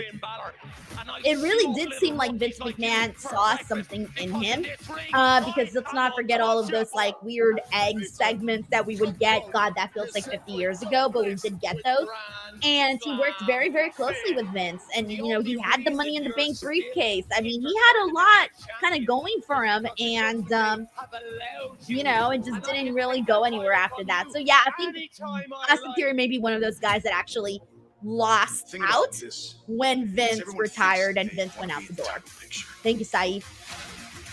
Until he realized that I am the title picture.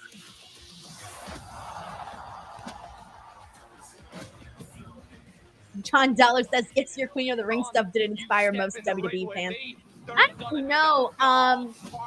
Those ones, there were some that did really good, and then there were some that really didn't. But I don't know if it was that or if it was all my AEW clips that I posted from Wednesday night. No idea. But what can you do? John Deller says, please keep posting all. Oh, I will. I definitely will. We got Rizky Gunawan here who says 4 weeks to go to WrestleMania. Yeah, we are like 30-something days away. Let me see. On Netflix. How many days till April 19? We are 33 days away from WrestleMania Night 1. So we're getting closer and closer. We're just like about a month away now. Dr. J. Merritt says, Denise, did you land the interview you were trying to get during the SmackDown watch-along? Not yet, Dr. J. Merritt. I'm still trying. I got to reach back out, circle back with this person, but I'm just giving them a few days so that I don't come across as annoying. So I'm going to give them a few days and then circle back, you know? That's your hero. Thank you for asking, Dr. J. Merritt. Cheap like that and quick and just runs away. All right, let's see. Ooh, Austin's getting a promo. Oh, it's during the Do you know commercial what, break. Jay? I got a message for you because next week we're finally getting out of Brussels. I can't wait. And we're going to a more depressing place, Glasgow, Scotland. All the women there look like Shrek. And Jey Uso has no friends. What? Do you know what, Jay? What? How about you go find yourself a tag partner because it seems all your friends couldn't care less about you anymore. And you find out why A-Town Down Under is the best tag team in the world. That's all you got? That's all you got? Oh, Antonio, your birthday's April 19th. Nice. You're all about Nice. yourselves. I'm done. Thank you, Dr. J. Merritt, for rooting for me. Thank you. Oh, that's a shame.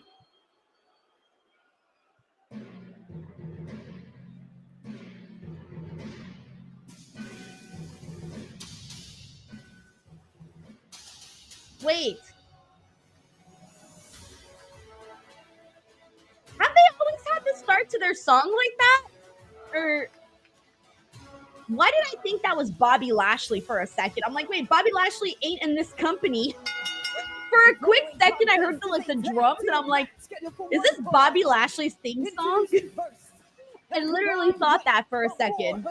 I was so confused. Like, legit so confused. And Brutus Creed, American made. Very focused Creed brothers here tonight. Very, very dangerous individuals. Freakish athletes.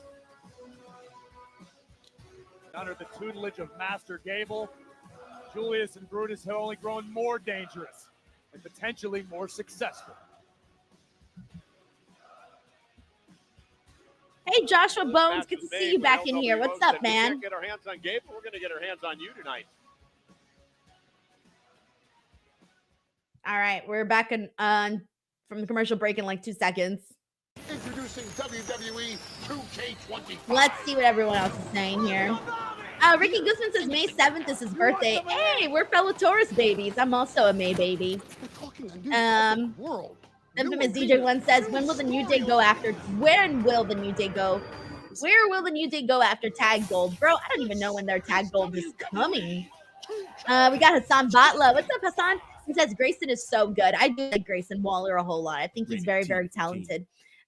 We also got Jay Grout that's plugged into the 2K25 stream. You are right. Guys, I'm doing my first ever 2K25 live stream this Thursday at 12 o'clock Pacific Standard Time. I don't know how long it'll last. I guess, however, until I get bored. So I will be doing that on Thursday. It's my first ever stream, so hopefully it goes well. I'm streaming from OBS for the first time. I usually stream from StreamYard, so hopefully it's not a disaster. So tune in and let's just pray it's not a disaster.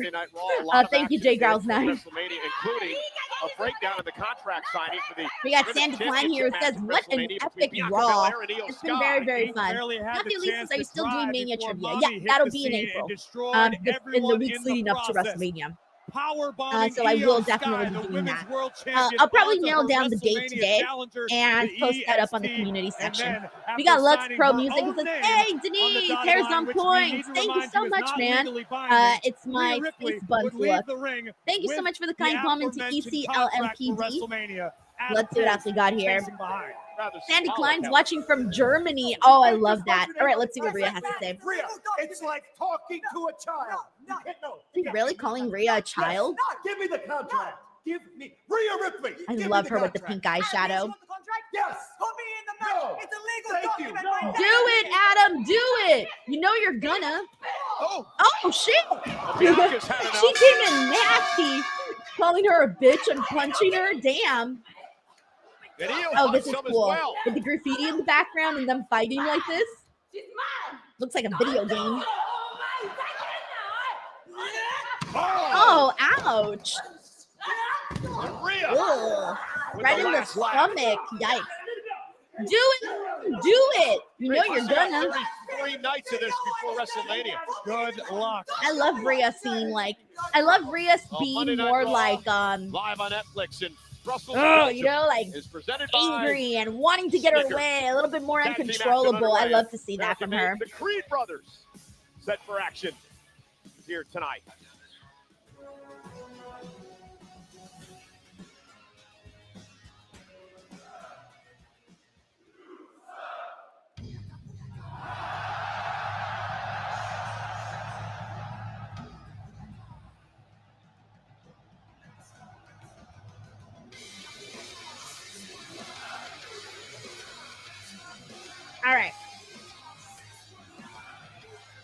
We got Tanisha Hicks that says Bianca is so going heel. Yeah, her coming down here and attacking Rhea like that, that's not something that Bianca would just do out of nowhere. She's definitely going through stuff if she's willing to do that.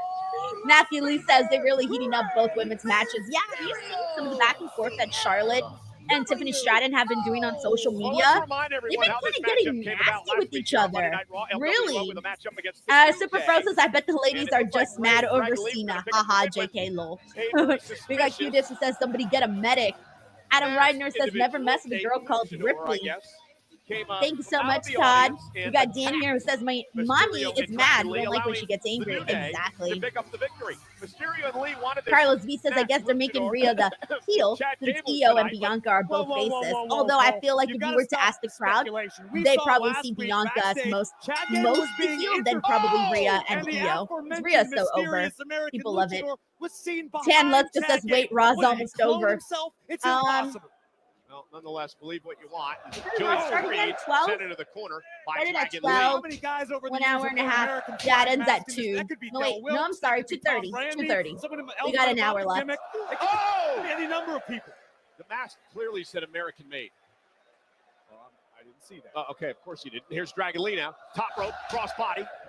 Covered for the win and a kick out. We got Idamar Strauss who says illegal legal contracts in wrestling are the funniest thing when you think about it. They are. They really are. And Brutus drags Ray off the apron and allows you Julius just can't add your name to a contract. Can you imagine that? In that case, I'd be adding myself to all sorts of contracts. Like, let's go. This contract's for $1 million. Let me add myself to it, man. All right. We are on a commercial break. Electric crowd here tonight. Oh no, we're still back. And I keep forgetting that I'm on the international feed, so I get the commercials instead of ads and whatnot. You're right, and what Julius and Brutus lack in experience, they more than compensate for in raw athletic ability. These guys. All right, we got Carlos V says about another hour of Raw. I'm assuming yes, just 1 hour more. We still got this, and we still got Brutus smash. The Braun Breaker Finn Balor match. I'm assuming that might be the main event. Of the I'm former, assuming two-time All-American and NCAA Division II champion. And so far, that's all. Everything else that's been announced has already happened. Nothing that hasn't been announced into the corner, another tag made. Is nothing that has been announced is left at the moment. And also not allowing the Hall of Famer Ray into this match. Hey, what's up, Paul? Thank you so much for coming on in here. What is up? Good to see you. Spend a little more time on the top rope than a man of his size should. But it usually leads to great results for the Creeds. And here's another tag to Julius. Mentioned these guys have it all. Power, great mat-based technicians, very quick, agile as well. Hitmar Strauss says, I put my name on a Hollywood movie contract. You have to give me a role now. For reals, I'm about to start putting myself on like every single movie and TV show ever. I'm just going to start going around and crashing offices and signing my name in lucrative contracts. So funny. We got Joseph Ramos says, Jesus Christ, I'm seeing so many commercials. WTF. If you don't want the commercials, I would probably do the standard version of Netflix because that one's the one that does not allow, like, there's no commercials. So maybe that'll help you out. Let's see what else we got here. John Teller says, set up your own character from your colada. Yeah, I still got to do that at some point. Sandy Klein says, are you doing the Raw review with Santi after Raw? Yes, I am. He will be joining me. We'll be doing our Raw post show like normal, and it'll be a good time. Thank you so much for asking, Sandy. But right now, we got all in the game, says Glasgow, and London crowds will be so lit. Oh yeah, I got to go to Glasgow last year, and it was a great fan base there. Really great fan base. He's got to somehow find the will to make a tag. Oh, thank you so much, Sandy, for watching all the way from Germany. That's very cool, man. I love that. That's incredible, honestly. Really incredible. Seeing everybody from different parts of the world, I don't even know what to say. We got Sladana here who says, greetings from Serbia. BTW, how was Greece last year? Amazing. I would do anything in the world to go back. If you've never been to Greece and you're planning a vacation, please put Greece on that list. Santorini is just so beautiful. It's so beautiful. My goodness, here tonight, if you have the chance, please go. LaDonna, thank you so much for asking. Dragon Lee Thanks with for a watching great all the way move from about Serbia. stop Brutus through the mat. Now looks to make a tag to turn this match around to Rey Mysterio. Here comes the former multi-time world champion, the Hall of Famer, Rey Mysterio now. Ryan Sully says when EST comes around, I'm gonna be like, what am I gonna watch? Raw already happened. Right? That's the thinking how I feel. I'll probably lose track of time though, because I start doing video stuff afterwards, and I always lose track of time afterwards. Rey Mysterio is timeless. We got Lux Pro Music, excuse me. This is actually, where's everyone from? I'm over here right outside of DC. Where y'all at? Hey guys, share where you guys are from. I always love to see where people are from. Has Lux Pro Music also Taking it out on the Creed brothers because Rey believes it was Gable. As for me, everyone pretty much knows I'm out here in Los Angeles, but I'll just reiterate, I'm in Los Angeles. Thank you, Lux Pro. What power! We got Jamie Berezia from Virginia, who I've always wanted to go to Virginia. That's still one of the places I haven't hit. Beautiful! Hurricanrana there. All right, let's see. We got Kevin Cabesi from Oregon. I've been to Portland. Very nice. Miss WWE Girl from Ohio. Been there. Nice. Thomas Brunette, Las Vegas. You must be excited for WrestleMania, Thomas. Love Vegas. Omar's from Arizona. Love Arizona. Rey Mysterio, down goes Creed. Nope, 619. Dial it up, Rey. 619. We got Jonathan from Chicago. Yeah, been to Chicago a whole lot. A lot of wrestling shows happen there. LWO with the win. There we go. LWO picks up the win. Here are your winners, the LWO. That was also a pretty quick one too. We got Big G from Pennsylvania. Oh, here we go. It's that goofy luchador again. Luchador. That was a fantastic flying headbutt. Let's see. Oh, come on. You know who that is. A multicultural luchador. The man who made that move famous in an American-made match. Zoom in. Rey Mysterio right on top of Dragon Lee. Whoever this man is, he's in incredible shape. And he's not done yet.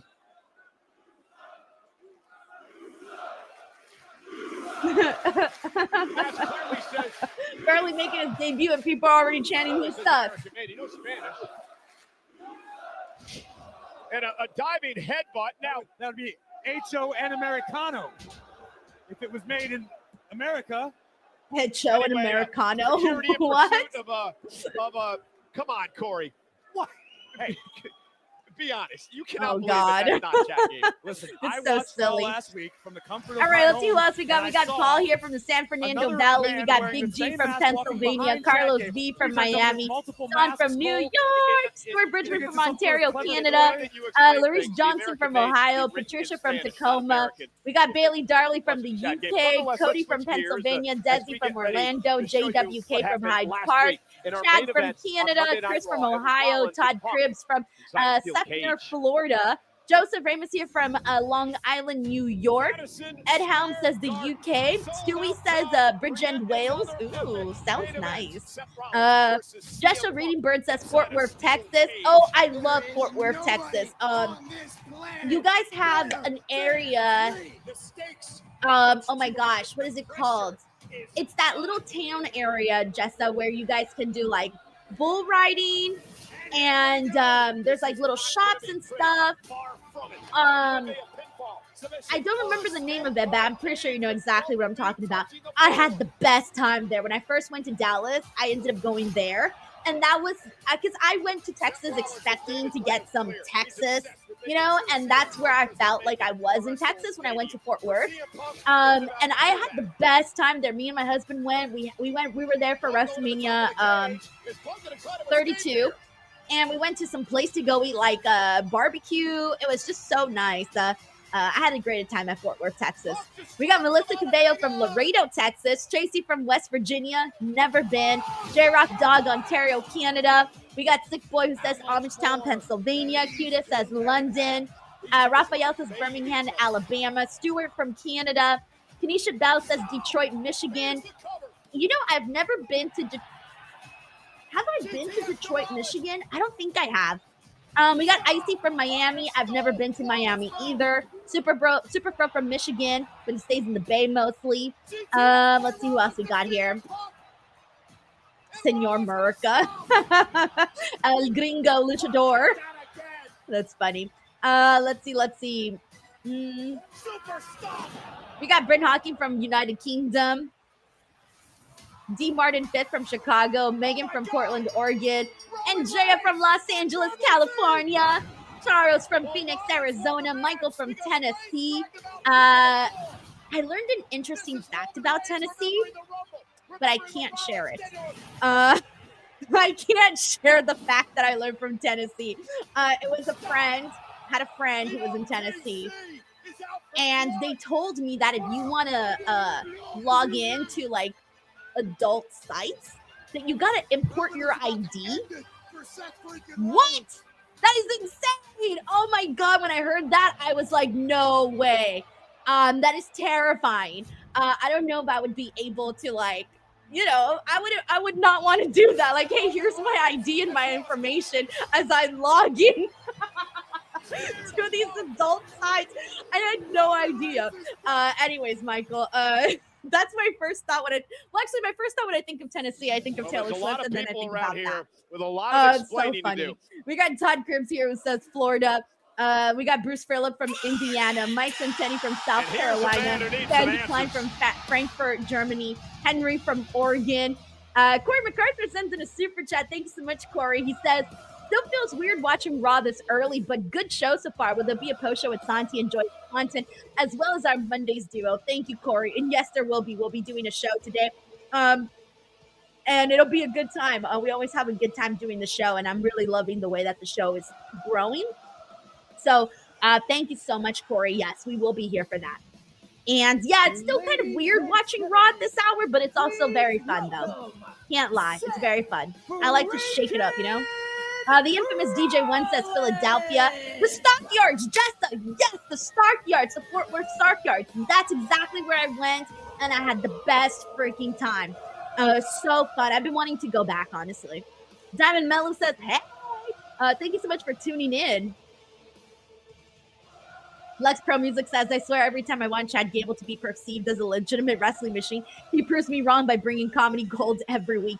He's really like Kurt Angle, where like Kurt Angle would be able to do both. Like Kurt would always not only bring the extraordinary wrestling, but was also very, very funny.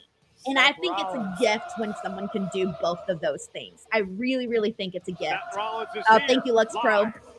On Netflix. We got Dan here. We got a lot of people from Texas. Hey, yo. Round Rock, Texas. ECLMPD from Azusa, Philadelphia. PJ1. And we got Daniel here from Grand Rapids, Michigan. Paul from North Hills, Cali. We got sold out crowd here tonight. And Chris Robinson from Connecticut. Michael says Texas is a lot of fun. He has the best. They are singing along with the visionary, the revolutionary. Yeah, so many. Thank you so much to everybody who's sharing their stuff, by the way. Ooh, Risky from Indonesia. I love that. Sick Boy sends in a super chat. What's up, Sick Boy? He says, just a big shout out and thank you for reviewing and interviewing all wrestling that you love. Legit, always happy St. Patrick's Day. Thank you so much, Sick Boy. That's very, very nice of you. I really just, I love pro wrestling. I don't think I need to tell you guys that. I'm pretty sure you can tell that already. But I love to cover all pro wrestling. And that's what you get when you come onto this channel. Thank you, Sick Boy, for the support. He had to believe that we got D. Martin 5th here who says, I'm sticking with Chad Gable as El Patrioto. It's so fun how many names you can come up with for Chad Gable. Like, really. Thank you, D. Martin 5th. But I don't think Seth expected Roman. Desi Baby says her office is in Fort Worth and visits once a year. Nice. We got Bobo Bowie here from Keith Brighton, Michigan. Love it. Leave the OTC land. Let's they live see. to tell the tale about it too frequently. Not many men have gotten away with it. All right, I think I'm all cut up Rollins here. looks to be the exception. Dominic Carranza. Oh no, you were at jury duty. That's free from jury duty. The watch along is my reward. Yo, I hope they're not keeping you. Are they keeping you? Like, are you gonna have to go back? It's almost like the very that same would obsession suck. with his So father, hopefully Roman you're Reigns' mind not at having to go WrestleMania back. last year. with Seth Rollins. We got Vin Very here, says it's similar not that late in situation, Texas, so the forcing them to appearance take doesn't their eye surprise off me. the ball at the Oh, so moment that doesn't and surprise paying me, says Vin. Love it. terribly. Hey, Bruce Phillips, thank you so much for hopping into the chat. Carlos V says Chad should use the name Senor 4th of July. Wild. That would be kind of funny. Yeah, there's Chris Ledeck says, oof, jury duty sucks. There's nothing worse than getting that jury duty letter. Like, ooh, why me? There's billions of people. Go to somebody else. But we all get it sometime. And I feel like the second you mention it, it's like they hear you. They're like, oh yeah, jury duty, you're up. Oh, they just know. It's like when your car breaks. It's like whenever you get a little bit of extra money and your car breaks down. Dead Man Show, and NXT is part of WrestleMania week. Always. And then you say jury duty, and next thing you know, we're all getting jury duty.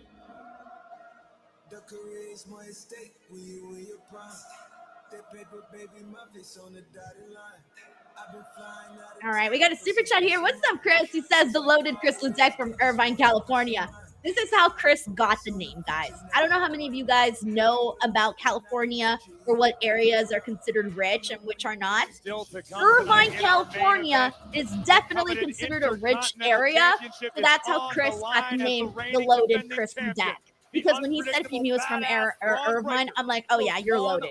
If you live in Irvine, you've got money. I remember my florist lived in Irvine, and I had to go drop off the vases to her this was a couple years ago. And I showed up to her street. Oh my God. I got to her house. She opened the door and I walked in, and I was like, wow, this is what it's like. I can't believe it. Irvine is very, very nice. Thank you, Chris. Blackhorn Lincia Senor Cuatro de Julio. That's so fun. Dominic says, oh crap, I hope I didn't jinx you, Denise. They're gonna come after me at some point. Yacht, you gotta go to jury duty. I'm like Paul Heyman, guys. I hate this song. I agree with Paul Heyman. Thank you so much, Kevin Cabeza, for the nice comment, by the way.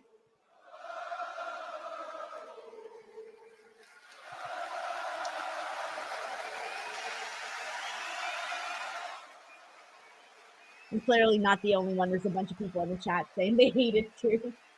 Gosh, we're just a bunch of haters. It's funny.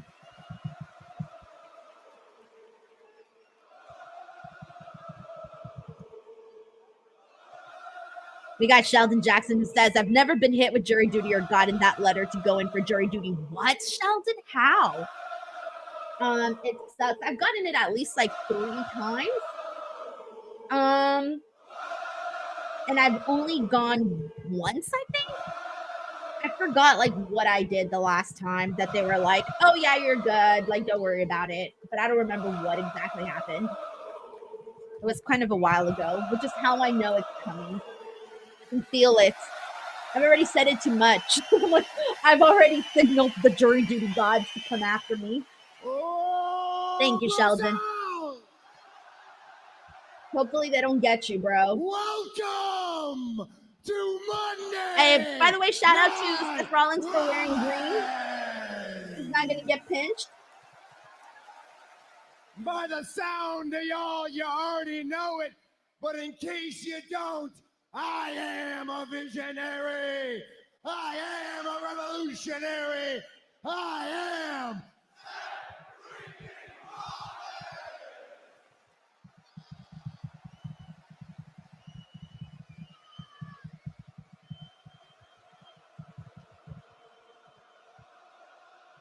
Oh, not again. I'm so over this dang song.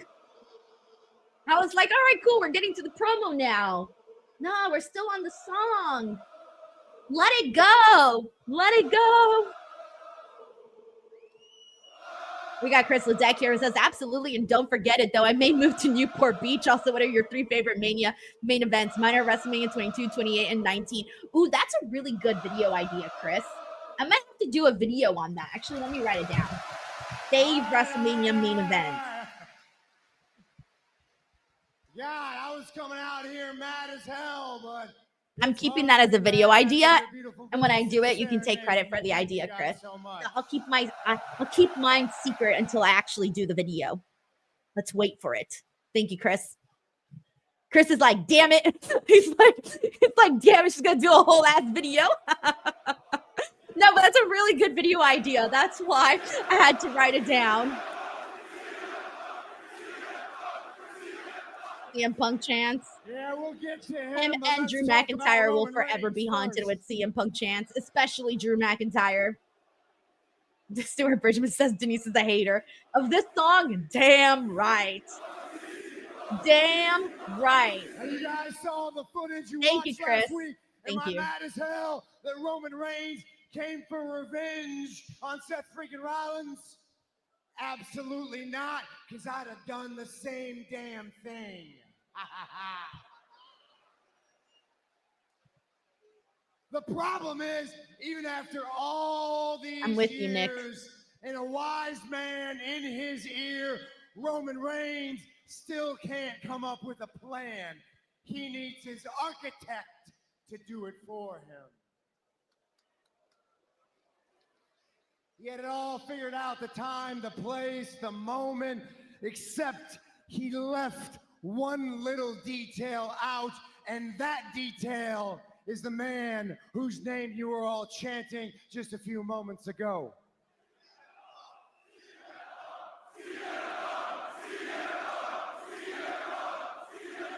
Yeah. The luckiest loser on the face of the planet. Because if I had just a few more seconds in that cage with Punk, I would have done what I promised the world I would do. I would have stomped his head through this mat, ended his WrestleMania dreams, and I would have put his career on ice.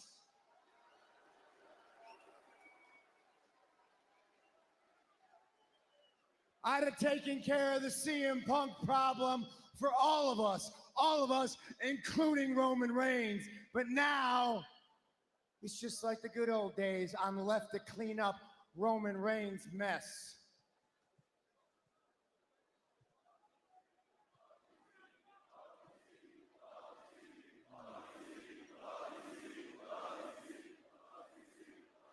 Oh, don't worry about the OTC. I will be sure to put him in his place along the way.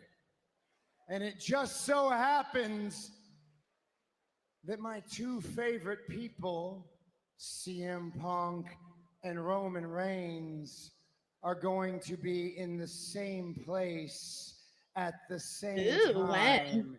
this Friday on SmackDown. Oh, on SmackDown. Okay. Nice.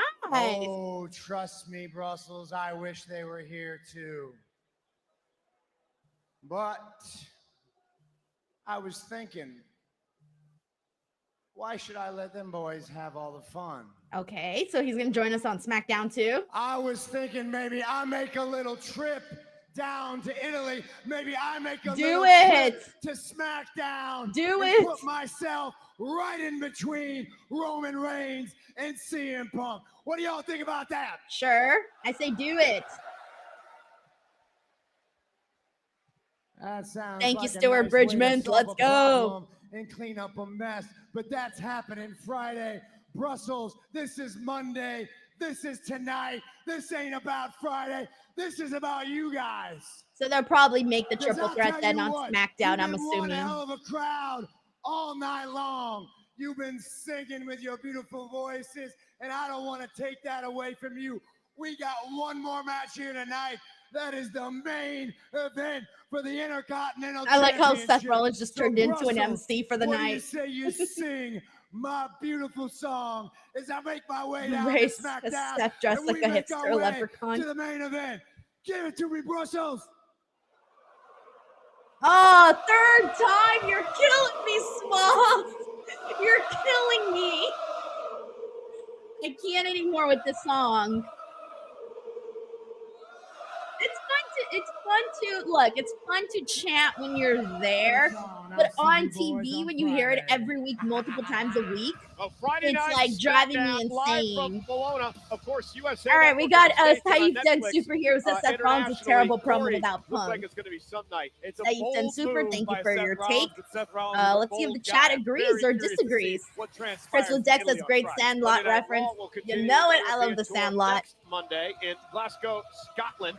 It's going to be one heck of a show. Tio says We Denise have going to be streaming about so this much song on the tonight. line next week on Honestly, Monday yeah, Night probably. Raw. Some good tickets still available. Crystal for Deck says, now I Monday want a Night s'more Raw. because of you, We have Denise. the Yeah, for Intercontinental real. Championship on the women's It's side so of things. funny. Lyra Hey, what's Valkyrie up, X Unpopular? wins the Thank you so much for Intercontinental being in title here. against Raquel Rodriguez. All right, One next of the week, toughest tests of Lyra Raw Valkyria's starts at 1 championship o'clock reign so far, live next week. Pacific Standard Time, 4 p.m. Eastern Time, so an hour later. Punk is another man with a lot on his mind. Also, we're getting Raquel and Glasgow, Lyra, Roddy Piper and then territory. CM Punk will Gotta be in wonder what the Glasgow. Second City Saint has to say on Raw. After what happened last week and this week, A-Town Down Under is going to go into a Jey championship Uso match versus against Jey Uso is going to be teaming up with somebody to go up against A-Town Down Under. Next week, remember, special start time, 4 Eastern, 1 Pacific, 8 o'clock local in Scotland. After an incredibly intense interaction to kick off Raw tonight in Brussels, John Cena and Cody Rhodes will once again Cody Rhodes be and John under the Cena same live roof next Monday next week too. in Glasgow on Monday Night Raw. Okay. But right now, we want to send it backstage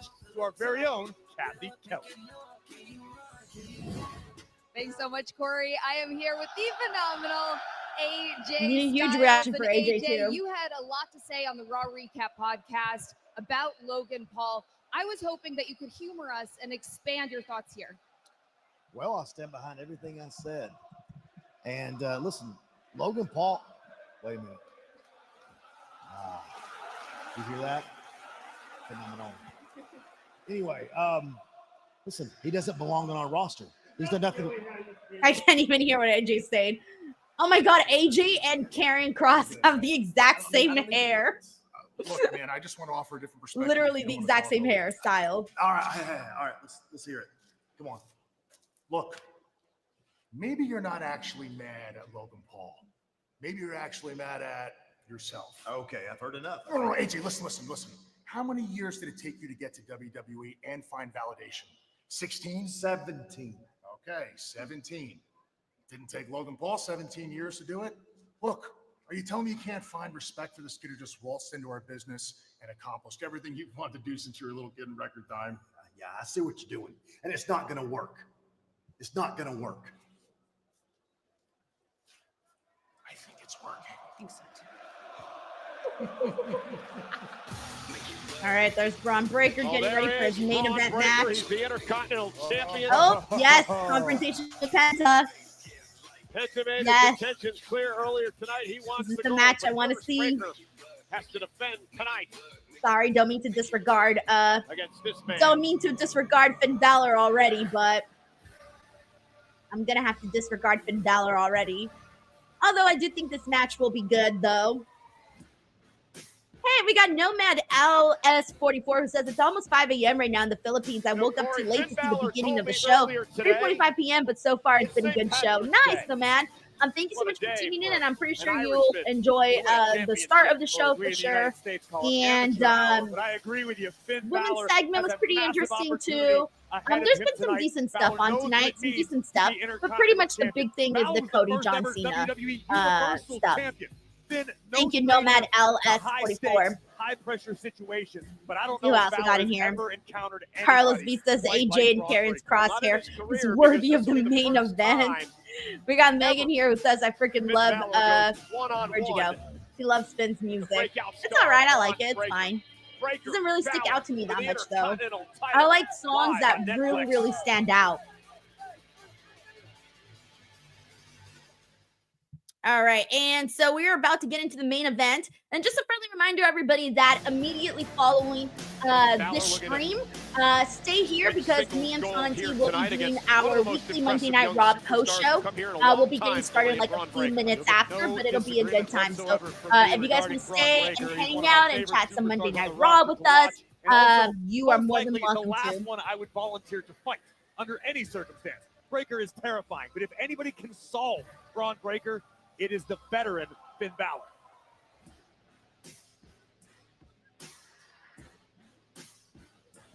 Balor focused and determined in tremendous physical condition.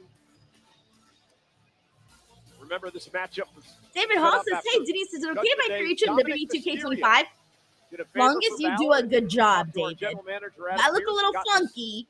Match set up. I don't know how I'm going to feel about that, but if you do a good job, then go for it. Thank you, David. Yeah, I do not mind if people create me in the game. That's fine with me. Moments after Penta just declared that he wants the Intercontinental. All right, let's see how we're doing here on this.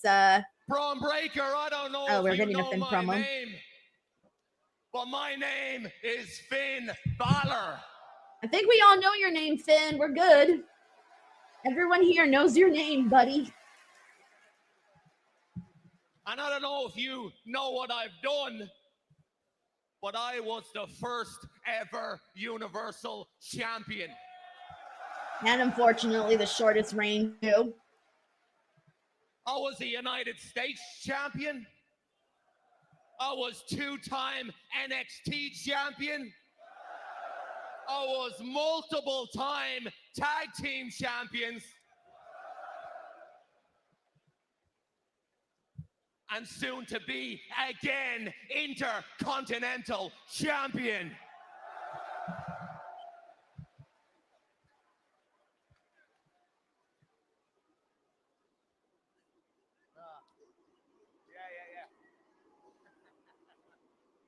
The crowd's like, all right, cool. Yeah, we know this, Finn. I know Braun's Nothing got the too new. dogs with him. He's got his dogs with him. But he's barking up the wrong tree. Because it's St. Patrick's Day, and Finn Balor is going to take the Intercontinental Championship home to Ireland tomorrow, and it's going to be too sweet. Nice. All right. Kept it pretty simple. Nothing too extraordinary. For the Intercontinental title. Kevin Cabessa says we're getting Denise versus Reg in 2K25 before GTA 6. Please send me a video of that. That would be hella hilarious. Me versus Reg. That's so fun. All right, we got more straws here. Says, crowd, can we watch the match, please? Yeah, for real. Let's just get to it. Let's get to the match.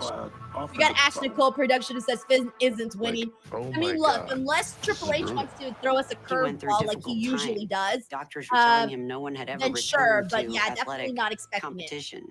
Oh my gosh, an injury like that after tearing your I remember watching these videos rehabbed hard, many moons ago of Triple H. And his mindset the whole time, I'm going to be better than I was before. It's oh my gosh, this takes me back. WWE One of the craziest returns. Like, there was so much hype for Triple H's return. That was so cool. Oh, I still remember watching this live. I was so excited to see Triple H's return that night. I think everybody was. They gave him quite an ovation. It was insane. One of the coolest return moments, in my opinion. The garden came unglued. Just in case you've forgotten, I am the game. It was one of the most emotional crowd responses I have ever heard.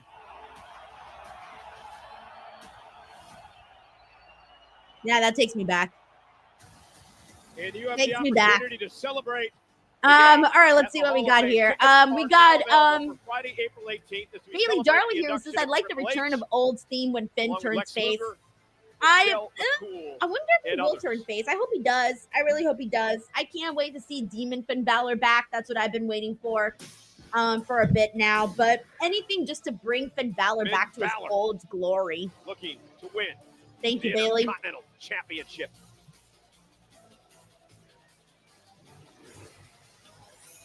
It says Triple H came back looking bigger and better than ever in that return. As he says, Jean Jacket Triple H was unstoppable.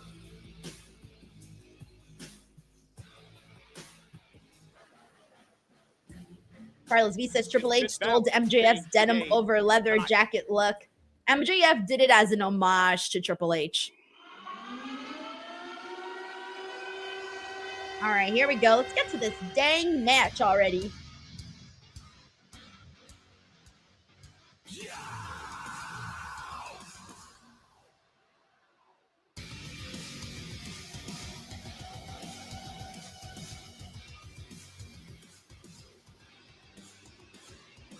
J Zero says Demon Finn at WrestleMania 39 was probably the last we're going to get. Crying face. Oh no, I hope they do revive it because that was so cool. Demon Finn was so freaking cool. I really hope they find a way to like bring it back. This is a Judgment Day kind of took out a lot out of Finn Balor. I think he was just in it way too long, too corny. I always thought Finn Balor's promos, especially in the Judgment Day, were super corny. And I just couldn't take Finn Balor seriously. And I think that that's part of the reason why people are just like, let's get another version of Finn. And what's the version of Finn that you like? Well, it's Demon Finn. Remember when Finn Balor used to be like one of the coolest guys in wrestling? I remember when Finn Balor used to be cool.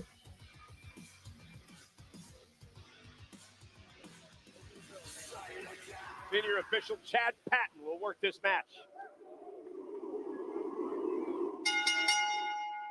The following contest scheduled for one fall is for the Intercontinental Championship. All right, let's do this.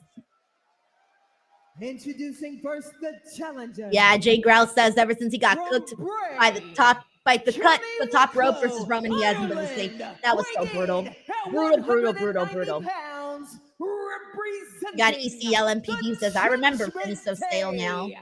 Yeah, and he's such a great wrestler. Just like, let us just see him wrestle. Let's just be reminded of what Finn Balor can do. That's why I'm looking forward to this match. I think this will be a fun one. Because Braun is so fast and so powerful, and Finn is a really good performer, so really good wrestler. So I think this could be a strong main event. Dino VRF says they never explained that top rope, did they? I don't think so. And then when they did that lightning, when he was like glitching on the floor, yeah, that was very weird. The great Alicia Johnny here says, did you hear that Survivor Series might come to San Diego, California? Yeah, I saw Sean's report on that.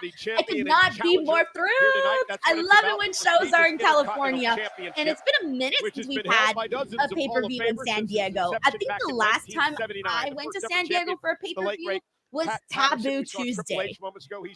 I don't know what year that was, but whatever year Taboo Tuesday was in the Coyote Center is what it was called back then in San Diego. That was the last time I went to San Diego for wrestling. Taboo Tuesday. See what type of strategy Finn Balor employs in this. Raphael Smith says, who is replacing Lillian Garcia?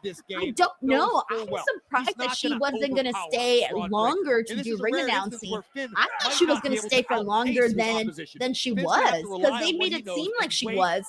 I wonder what they're doing for that. The thing about Breaker, he makes very few mistakes, right? ECLMPD says, I wish I was your assistant, Denise. I wish I could afford an assistant.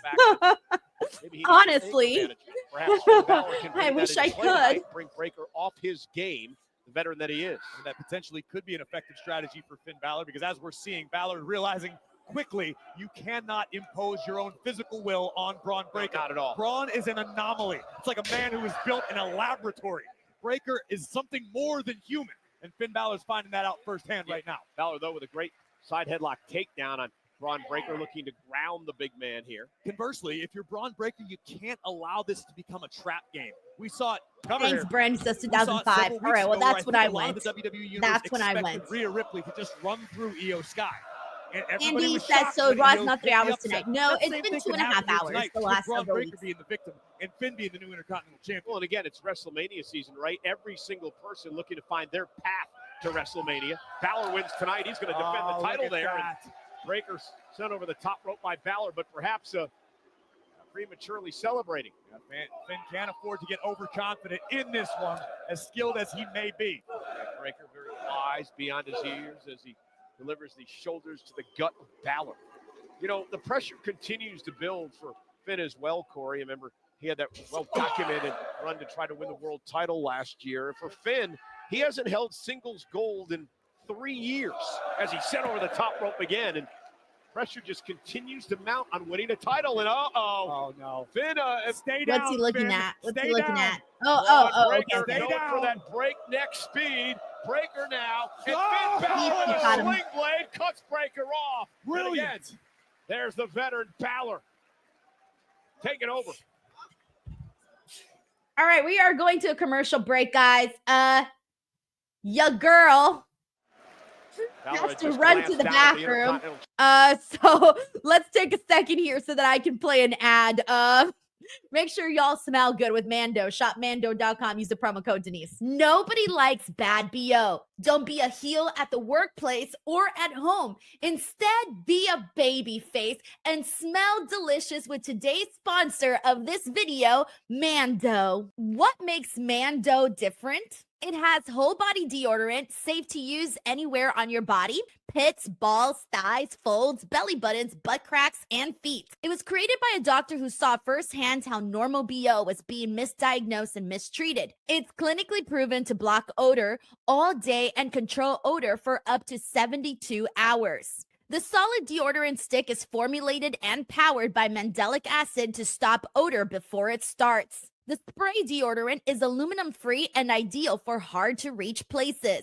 All products are baking soda-free and paraben-free. You can choose from a variety of fresh scents like bourbon leather, clover woods, Mount Fuji, or Pro Sport. Mando's starter pack is perfect for new customers. It comes with a solid stick deodorant, cream tube deodorant, 2 free products of your choice like mini body wash and deodorant wipes, and free shipping. As a special offer for listeners, new customers get $5 off a starter pack with our exclusive code. That equates to over 40% off your starter pack. Use code Denise at shopmando.com.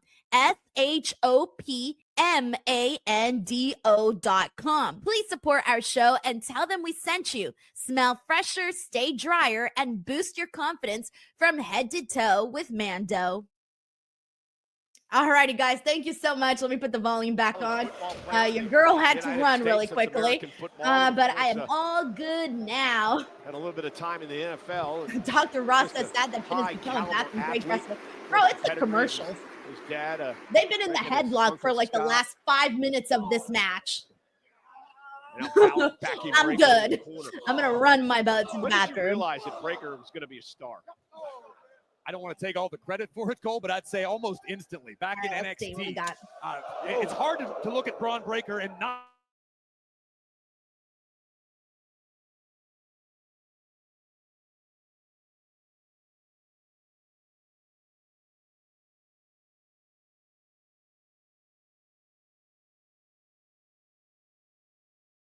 Perhaps most of what the happened? Guy is a freak of nature. Guys, I don't know what happened. Someday. With that was so weird. Sorry, everyone. It seems like I lost internet for like a split second, it takes a long time to which put it was all super together. strange because usually that never happens. So I'm so sorry about that, but I think I'm back. So I think all is okay. I'm not really sure what had happened there, but I'm back and we're good. I'm back. We're good. All is good. For the first time ever, Monday Night Raw is live in Brussels, Belgium. This is an Intercontinental Championship main event. Everyone's saying I froze. Yeah, for me, the whole screen went black, and I couldn't see anything. Everything was black. We make Brussels The a Netflix regular went stop black. on Everything the went black. Raw and SmackDown tours going forward. This city has been unbelievable. The crowd's energy like is there's anything second going on to none. outside, We have so a hell I guess of it a was main just an event internet unfolding thing. before our very eyes. It's been a hell of a night already. Kicking Thank you so much to Sam Pipe Boone for the generous super chat. Sam says, will we see Joe Hendry be on Raw next week and tag team with Jey Uso? I didn't even think about Joe Hendry as a possibility. But given that they are in Glasgow, that would be very, very cool, Sam. And at first, I really didn't know who could be that person. But now that you mentioned Joe Hendry, I kind of want it to be Joe Hendry, but I don't realistically know if it can be him. So I think it could. I actually want it to be now Joe Hendry. So Sam, you put the idea in my head, and I'm running with it now. But we'll see what they end up doing now. They'll probably do something like Otis. So we've been seeing them kind of bond a little bit. So I won't be surprised if they do Otis, but I think they should do Joe Hendry, given that they'll be in Glasgow. So that'll be huge. But we'll see if we do it. I hope we do, Sam. Thank you for the generous super chat as well. Thank you so much. With that flying elbow and out of Balor. Look at this. What power by Braun Breaker. Yep, Don says let's say his name and see if he appears. Exactly. Freak of nature. Breaker stood up by Balor. Love for Boost says I was like, that drink must be really good. Denise's chugging it. It's actually just water and collagen. Just like that. That's all it is. Water and collagen. Picked out of midair. I was supposed to drink this whole thing during Raw, and I'm incredibly behind. Yeah. Oh, look who's here. I was wondering when these guys were going to be out here. Carlito and Dirty Dominic Mysterio from behind off the distraction. Balor for the championship and a kick out of 2. And now Breaker. Alicia Hicks says, and it begins. Yeah, they're out there already, the Judgment Day. So let's see what finally happens. For the title, Breaker at 2. Just do it. Finn Balor a fraction of a second away from shocking Braun Breaker in the whole WWE Universe. You have to imagine Dirty Dom as we look again at this fantastic counter by Finn Balor. Elbow right to the sternum, but Breaker able to survive. Dirty Dom probably out here to attempt to make amends. We saw how upset Dom was earlier by Finn's reaction. Tom, you suck chants are definitely really coming unfair. In fast.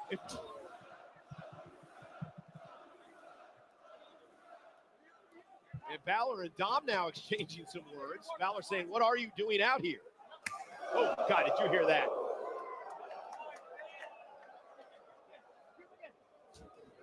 Uh-oh, Breaker, breakneck speed. Uh-oh! Love it. I love it every time he does that. And Finn rolls out of the way onto the announce table. And Braun Breaker now. Corey, we've seen this before. David Hall says Braun Breaker. What? Where'd that come from, David? Balor in half. Braun Breaker. Ooh, love when he does that clothesline. I felt like maybe that one was probably one of the best ones that he's done. He just hit it a little extra harder, it felt. Indeed.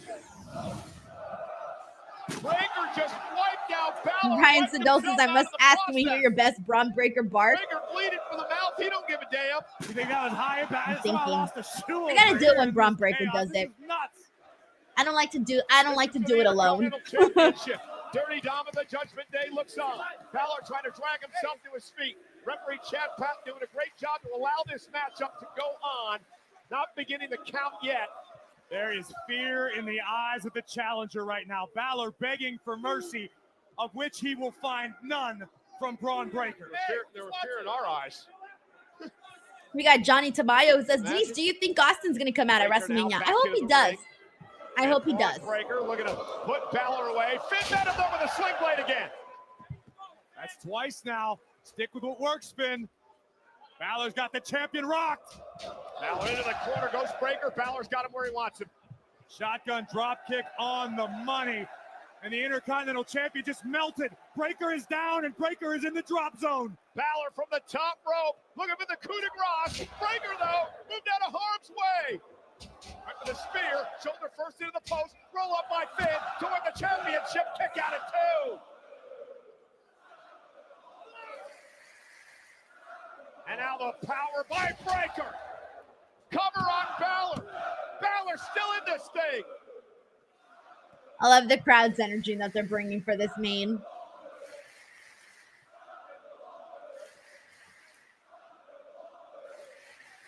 It is magical in here tonight. Big Time Baxter says, Denise, out of 10, what's your honest excitement levels for WrestleMania 41? I think once they make my once they make the triple threat official, or once we find out for sure what's happening with Roman CM Punk. Right now, I'm at a 7, but I think once they announce that, I'll skyrocket. Is that man? Oh, Balor though caught him. The veteran staying in this matchup. He's just been one step ahead of Breaker in those crucial moments. Balor's reaction time has been stellar this evening. Now again, Finn heading up to the top rope. Breaker gonna meet him there. And great move by Braun. Stabilizing Finn for a moment. Balor showing a little grittiness, just grabbing Braun Breaker by the face to stop Braun's forward ascent. Breaker now. Okay, meanwhile, Carlito's Nope, there's Carlito causing a distraction. Dirty Dom now getting it. Dom trying to help Finn. Oh no, but instead Finn falls and hits his little fins. Finn to lose his balance. His little Balors. His little demons. And Braun Breaker going to make Dom pay. Carlito back into the mix. Carlito going to pay as well. And Breaker. Top rope. That may be it. That may be it for Finn. And this is called the end. Spear. That's it. That's got to be it. Breaker covers. Breaker and that is it. So essentially, Dominic did accidentally cost Finn Balor this match by moving those ropes. Still the Intercontinental Champion, Braun Breaker. Breaker retains the championship, and now Dirty Dom into the match, along with Carlito. They're into the ring attacking Breaker here after the matchup. I guess they're trying to make amends, Dom especially for blowing this thing for Balor. I would agree with that assessment, Cole. It's exactly what Dirty Dom's trying to do. Make it right. Oh, there's Penta. Carlito and Dom are like, wait a minute, it's Penta. Penta declared earlier tonight he wants the Intercontinental Championship. Dominic and Carlito. And Carlito cut in half with a spear by Breaker. And look what Penta has in his hand. Yes! This is the match I want.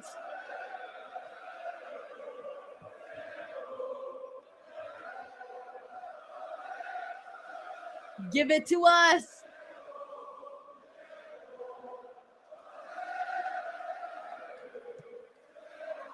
When they decide to do this match, it'll be very, very good. Yes. Earlier tonight, give it Penta to made us. his intentions clear.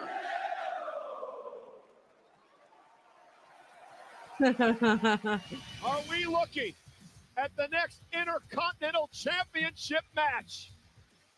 Thank you, Brussels. What an electric night. Thank you, Graves. Good night, everybody. From Monday Night Raw, live on Netflix.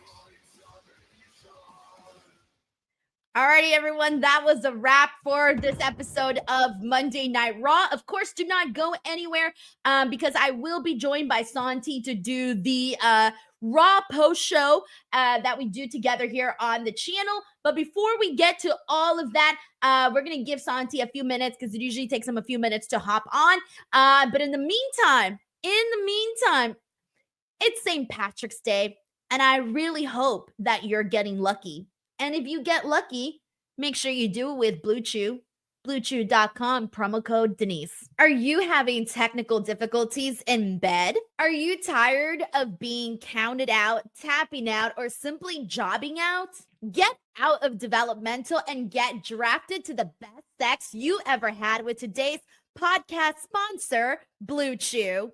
Blue Chew is the original brand offering chewable tablets. These erection-enhancing tablets help men achieve stronger, harder, and longer-lasting erections for sexual activities. And Blue Chew is putting its money where its mouth is and offering you a month free. The process is simple. Sign up at BlueChew.com, consult with one of their licensed medical providers, and once you're approved, you'll receive your prescription within days. Blue Chew tablets are made in the USA and prepared and shipped directly to your door. You can take them anytime, day or night, so you can plan ahead or be ready whenever an opportunity arises. The best part, it's all done online. That means no visits to the doctor's office, no awkward conversations, and no waiting in line at the pharmacy. Remember, hard times breed better men. Make life easier by getting harder and discover your options at BlueChew.com. And we've got a special deal for our listeners. Try your first month of Blue Chew free. Visit BlueChew.com for more details and important safety information. And we thank Blue Chew for sponsoring the podcast. Link in the description box below. All right, guys, and we're going to go ahead and stall for some time until Santi gets here. So blow up the chat and send in your thoughts on WWE Raw for today, and then we'll go ahead and kill some time and get some of those comments in, and we'll wait for Santi to get in here, and once he does, we'll go ahead and get the post-show started and break down the show in a more, podcasty fashion. So we'll get quite into it just a little bit, but let's see what everybody else is saying right now. Big Time Baxter says, my 10-year-old's brother heard that ad while playing Call of Duty on Xbox. Hey, I don't know what 10-year-olds are learning right now, Big Time Baxter. We got Q662 who says, Jobby now crying emoji. Adam Ryder says, your ads are so funny. Love them. Thank you so much. We got Johnny Tamayo here who says, Arthur wants to know if Arthur's going. Are you asking Arthur or are you asking me? Are you going to Mania? I'm assuming you're asking me or maybe Arthur. Okay, well, whoever you're asking. I will be going to WrestleMania weekend. I still haven't decided if I'm going to stay, though, for WrestleMania. I might head back out a little early. That's probably what I'm going to end up doing, but I will make sure to let you guys know. So, yeah. All right, let's see what else we got here. We got, let's see. We got WWE 2K24 Universe Mode who says, what do you guys rate Raw tonight? Ooh, that's a really good question. Like, on a scale of 1 to 10, what are we thinking here for Monday Night Raw? I feel like really the biggest segment was, of course, John Cena and Cody Rhodes. So I would probably say like a 7. I think a 7 is good. I don't know if that's great, but it's good. I think it was more so just that big segment in the beginning and everything else was fine. Main event was good. So, and then I did like the women's segment as well. I did like Ludwig Kaiser and Penta. That was good too. So there was a lot of great stuff. Oh, hey guys, we got Santi on. Hey, Santi. Hello. How are you? You know, I was hoping that you weren't wearing green so that I could give you a hard time about not wearing green, but you came prepared. I came prepared. Plus, it's a Cena shirt. Yeah, you came really prepared. I felt very attacked by his promo. I'm sure we'll talk about it more here. Yes, we will. Yes, we will. Let me pull up our overlay and we'll get started. Where is it? Okay, hold on. It's there somewhere. All right, there it is.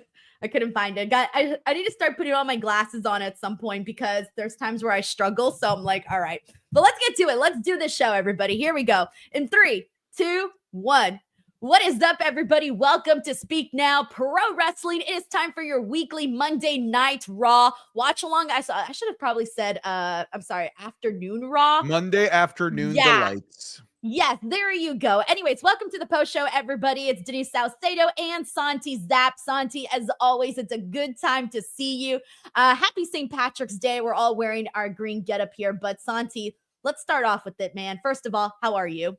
I'm doing great. I'm emotionally maybe a little bit troubled after that John Cena heel segment where he absolutely destroyed fans around the world. Even his biggest of fans just got absolutely torched by Cena. All of them. It's funny because Santi, I was polar opposite. I used to boo John Cena. Growing up, I was not a John Cena fan. I didn't appreciate John Cena until afterwards. I was one of those.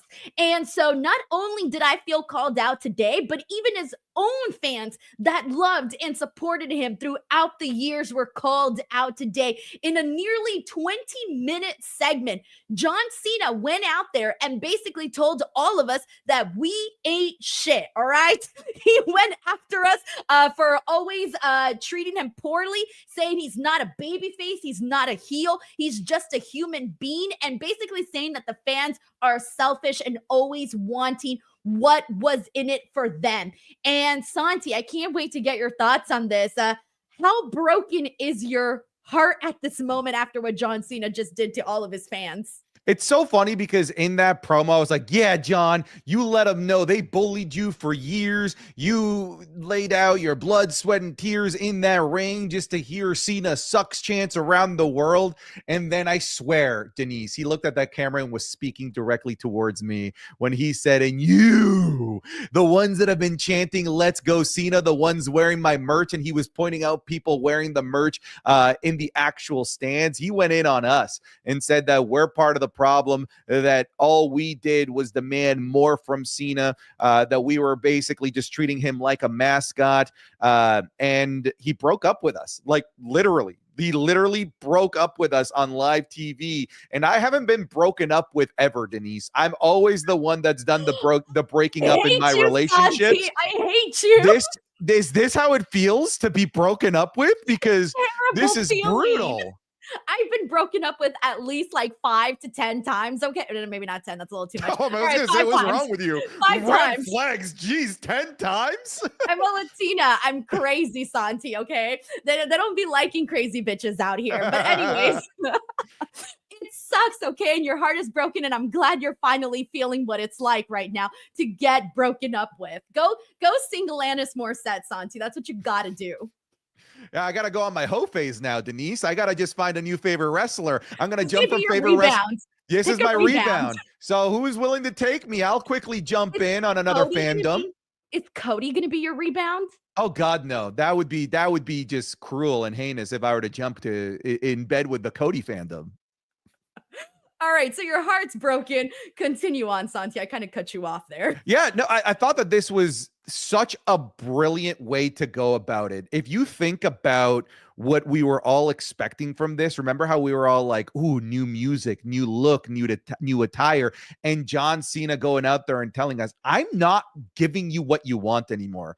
I know you were all expecting new music, new attire, new this, new that, but I am sick and tired of giving you what you want. You no longer get to demand anything from me. And I think that is weirdly such a brilliant way to go about turning heel, not changing anything about yourself aside from how you feel about the fans. He still went out there with his colorful shirt, with the colorful towel, with the same merch, and it was just a demeanor change as opposed to trying to change the entire package that is John Cena. And when I think about it, the more that I think about it, the more I think that this is the way to go. Like John Cena just simply changing the way that he sees and thinks about fans is enough to repackage him as a heel. This is a 20-year-long hero of the company babyface that does not need the repackaging to tell us that now he's the bad guy. He doesn't need that.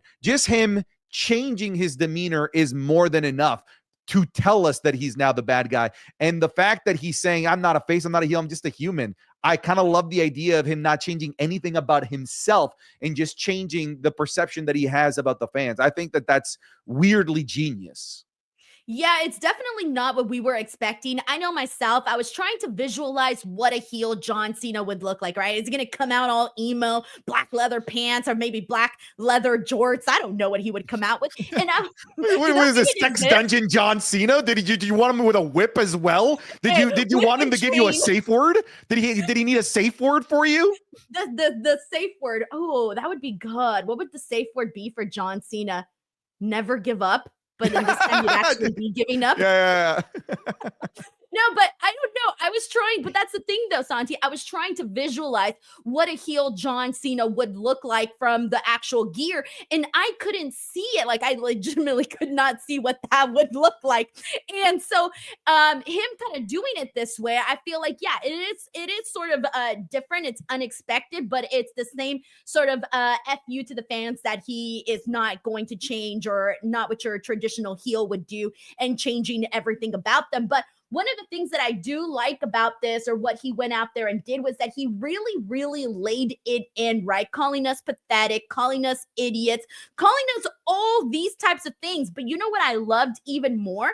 The way that the fans reacted to this. They had every single chant that you've ever heard throughout the years, that you've heard your favorite heels or heels being called, all in one segment. And my favorite part is when he called out that poor little kid, and they even showed the camera of this poor little kid completely brokenhearted watching John Cena call him out like that while wearing the John Cena t-shirt. I thought the crowd really brought it, and they gave it to John Cena, and John Cena gave it back. That moment when he was just standing in the ring before he even started speaking and how crazy the crowd was going. And at the beginning, the crowd was still split, right? Like you were getting people cheering for John Cena. By the end of it, you weren't really getting any of that, Santi. And I felt like he needed to do this because you and I have talked about this before. Like there are going to be people that are still rooting for heel John Cena. And I think he needed to really lay it in the way that he did tonight in order to maybe try to get some of those people to maybe change their minds a little bit. For sure. There's going to be the minuscule hardcore like me that will continue to root for John Cena regardless of what he does, even though he hurt. But I honestly think that this was such a quick crash course reminder of who the fuck John Cena is on the mic. Good Lord. Because first of all, we haven't really talked about the fact that it was an excellent promo. It was a really, really good promo. We also did have Cody Rhodes go out there only for a couple of minutes, but this really was the John Cena show. He had that crowd eating out of the palm of his hands. And one of the things I just like about John Cena's ability to cut promos, especially we saw it here, is something that I think The Rock thinks he's good at it, but he's really bad at it, which is like letting the crowd build. Because The Rock, yeah, he like smells the crowd, but he lets them go on for way too long and it stretches the segment and he doesn't say anything of substance beyond that. But then Cena was letting the crowd give it to him. And then the next 30 seconds of his promo would be about what they're just chanting. He would say something along the lines like, you see, you guys are literally proving exactly what I'm talking about. Everything that I'm saying by you chanting this or that, blah, blah, blah, blah, you are proving that you are ungrateful, that you are unworthy. And that to me is such a great way to cut a promo and something that you can't just put every random WWE superstar out there to do what Cena did, to play off the crowd the way that he did, like improv style, because so much of his promo was based off the fact of whatever it is that they were chanting. When they started chanting Cody Rhodes, Cena in a split second pivots his promo to talking about, oh yeah, chant Cody Rhodes, your new toy, the new guy that you guys are now pushing to the moon, the new me, basically. I think Cena reminded the world that, to me, he's in the Holy Trinity. It's Cena, Punk, and it was Rock. The Rock, but I was gonna say Rock. I was out. Recently, I'm taking The Rock out, but yeah, all time though. Who would you put in that spot though? If not Rock, Paul Heyman. Interesting. I feel like The Rock, I don't think, and mind you, this is coming from a big CM Punk fan. I still hold The Rock at the very top when it comes to like mic work, because when I think of my favorite WWE moments, when I go down the rabbit holes of like great moments on the microphone, it's literally every single wrestler plus The Rock. Yeah. I can think of all of these segments plus The Rock. It involves The Rock. So for me, Rock is still number one. I would put CM Punk at number two. I'd probably put, Cena right after that. Or I also got to include, I know he's not in this company right now anymore, but Chris Jericho, who I also thought is brilliant on the microphone too, especially during his WWE days, I thought was awesome. But I can't see myself taking The Rock out of the list. No. Now with the promos, I was just purely talking about those that are active right now. Like Cena's quickly just reminded everyone, I'm up here. I haven't missed a beat, even though I haven't been here for a long time. This heel Cena is uncharted territory. He played it up perfectly. He seemed like such a natural at it, if you ask me. Oh, dude, it was so good. And I think sometimes like we forget, because that's the other thing, right? Like, what can John Cena do? We know John Cena can go out there and he can do his raps and whatnot. And that causes, clearly on the fly type of thinking. And the fact that he's doing that, in a different kind of a way, like that's that feedback again with the fans, like you said, reacting to the fans. And I feel bad because when you were kind of describing The Rock, where he kind of lets these moments sink in a little bit too much, you know who that reminded me of? And a sample of what we saw here tonight? That was with Seth Rollins. That Seth Rollins promo was literally a poor example. It was literally an example of the poor version of what you would do with the crowd, in total opposite of John Cena. For sure. And honestly, if you want to pivot to the Seth Rollins promo real quick, because I don't think there's a lot to talk about it, because what I said to my chat, I was like, this was a house show promo promoting SmackDown. Like, yes, he was an MC. Yeah, think about what happened in that promo. The answer is nothing of substance. No. The answer is promoting, hey, I'm gonna eventually talk to those guys. And hey, the main event, let's give them a round for applause. Yeah, that was Seth Rollins' promo. It was such a nothing promo, unfortunately, that there's like nothing to talk about when it comes to that promo. No, and we heard the song, the ref, Seth Rollins, whoa, whatever song, sang 3 times in this segment, Santi. And I get it. It's fun when you're in the crowd. Trust me. I've sang it when I'm in the live crowds and whatnot. I get it. On TV, though, I'm Team Paul Heyman. Paul Heyman last week on SmackDown said he hates that freaking song. I'm sorry. I'm a Seth Rollins song hater now, officially. I'm with Paul Heyman on this one. I'm over the song already. But yeah, they basically had Seth Rollins go out there and be a cheerleader, or not a cheerleader, be an MC for the show. But he did announce, though, that CM Punk was going to be on SmackDown. So that was pretty much it. So he's basically going out there and, like you said, promoting the show. But going back to the John Cena segment, the one thing we didn't get too much into was Cody Rhodes' response, Santi, because we have been hearing Cody Rhodes go out there. And one of the things that we were talking about was there was really nothing much else for Cody to say because he had been going out there. And until we heard from John Cena, he really couldn't go any further. And this time he went out there and he kept it very, very brief. He basically just called him a whiny bitch, right? And left. And that was the end of that. Were you surprised by how simple they kept it? And do you think it was simple enough to be effective? And keep in mind, they did announce another segment with them next week. Okay, so I feel like the simplicity was almost like necessary. Cena had already gone on for 20 something minutes at this point. He'd gone on for about 24 minutes if you include the entrance and him playing the crowd for a while, dropping the mic. He went on for about 25 minutes. So I don't think that there was a lot of room for Cody Rhodes there. This left me wanting more. I don't want to say that it was bad, but it definitely left me wanting more. I certainly hope that Cody's angle in all of this is more deep than just you're a whiny bitch now. I feel like we need to cut a little bit deeper than that. And I'm sure that they will. We still have over a month until WrestleMania at this point. So there's plenty of opportunity for that to happen. But I feel like they on purpose kept Cody Rhodes's promo very one-dimensional and very short because I really think that they just wanted us to walk out remembering the Cena segment. That's why I think even the main event kind of fell flat. The Seth Rollins stuff fell flat because I think the goal of today's Raw was for you to walk away emotionally troubled from the Cena segment specifically.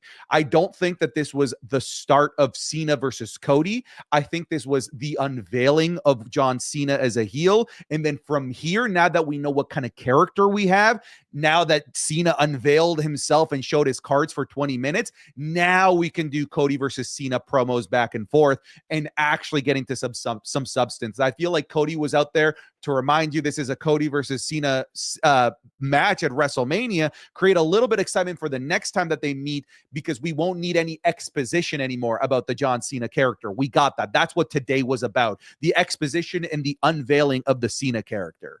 It was Cena versus the fans today. It was trying to break away. And like you said, break up with us. That's what we got. And he said it himself. We're breaking up with you. And that really was what we're done. We're cut off. That's it. And I think that's going to be interesting to see what the crowd reaction is the following week and how we sort of continue this on. But man, I'm so interested in what they're doing here. And I can't wait for the moment though, because when you're right, with Cody Rhodes, when he came out and all he had to say was, you know, you're a whiny bitch. Yes, I do want him to cut deeper than that. All right. Like this guy, him and The Rock really messed him up. You know, they busted his eardrum. They did all of these things to him, right? Really, really left him all messed up. I want to see Cody Rhodes like really point that out and try to like almost try to make John Cena sort of feel this guilt, maybe a shame. Because right now, I feel like as a babyface, I would try to point out like, hey, man, you used to be a good guy. You used to do all of these things. How could you have no shame, no guilt for what you did and what you did to me? So I would want to see Cody try to like maybe hit that a little bit harder. But next week, though, do you think we'll be finally getting some violence here between Cody and Cena? Because it's brewing and you almost felt it like you wanted to kind of see that today. I think it's inevitable. I think they were in Glasgow next week. I feel like that's a great place to do it. You've got London. I feel like next week we should get at least some physicality, or at the very least an extended segment where Cody and Cena go back and forth with words. That is the bare minimum. We need at the very least that, because this wasn't what that was this week. Like I said, this was the John Cena and John Cena breaking up with the crowd featuring Cody Rhodes. Now that we got through the John Cena breakup, now it's got to be Cena and Cody building up this match in their hatred between each other.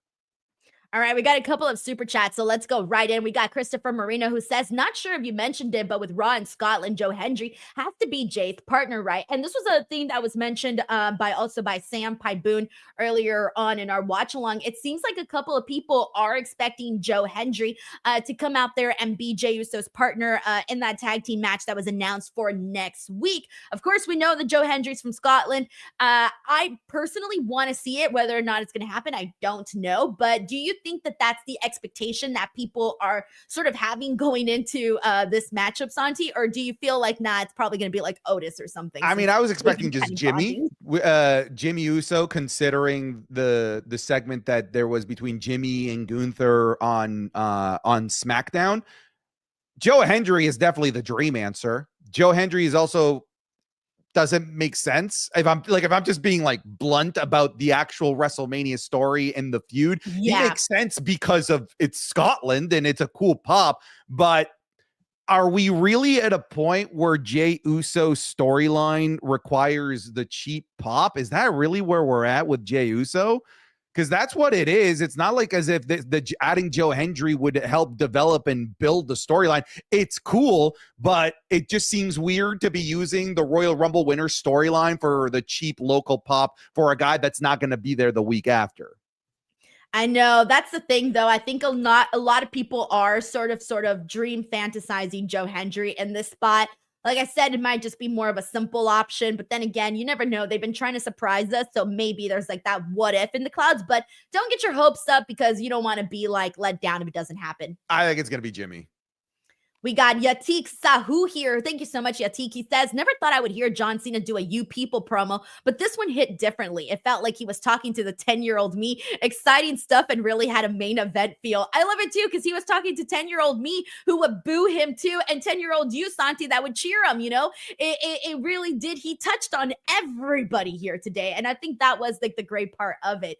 Thank you so much, Yatik. We got Rare Gamer 99 who says, Lisa Tequila, the masked man is back. Predictions. So that's the other big topic that we got to get into for today's show.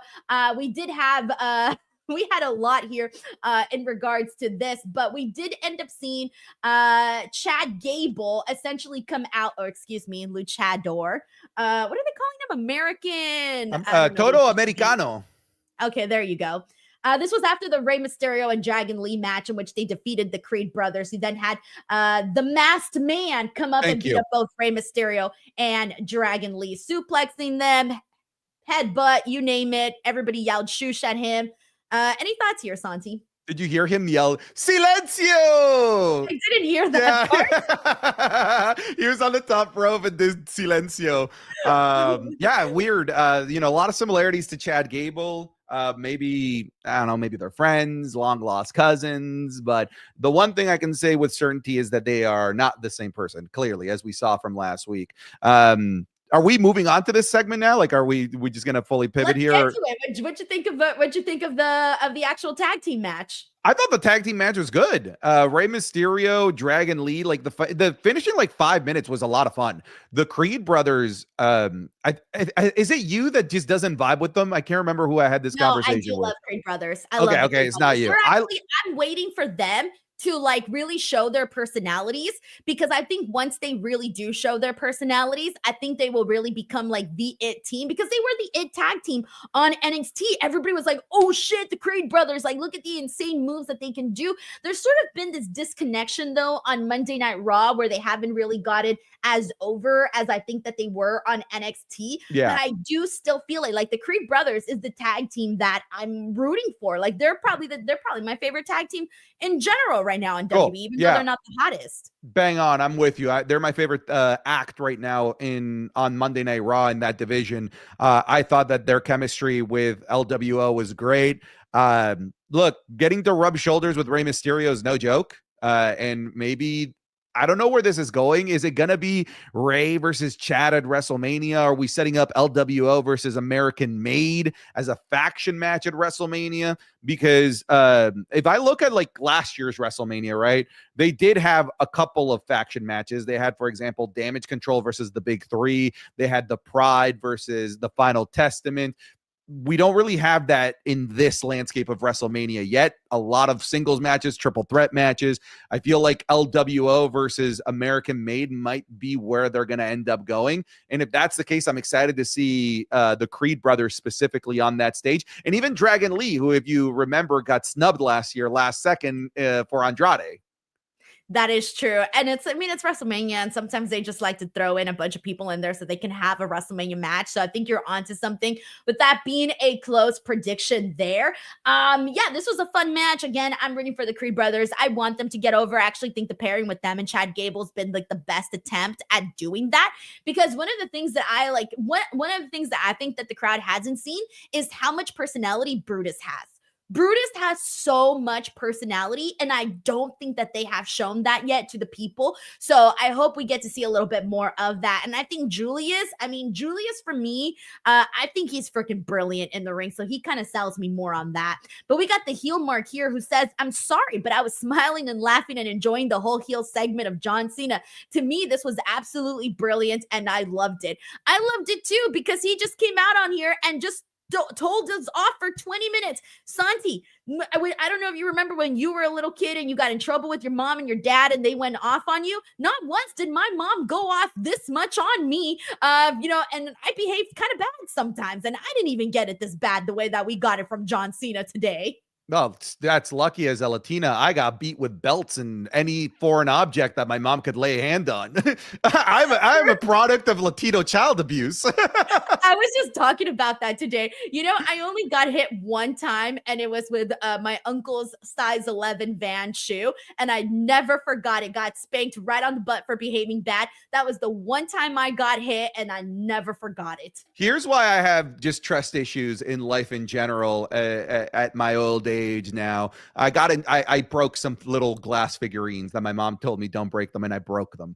And I went and hid under their king size bed that was this like big mahogany bed, and she couldn't move it, and she couldn't get me out of there. Picture the Velociraptor like trying to reach. She was trying to get me out from under the bed, and I stayed there for like 2 hours, Denise.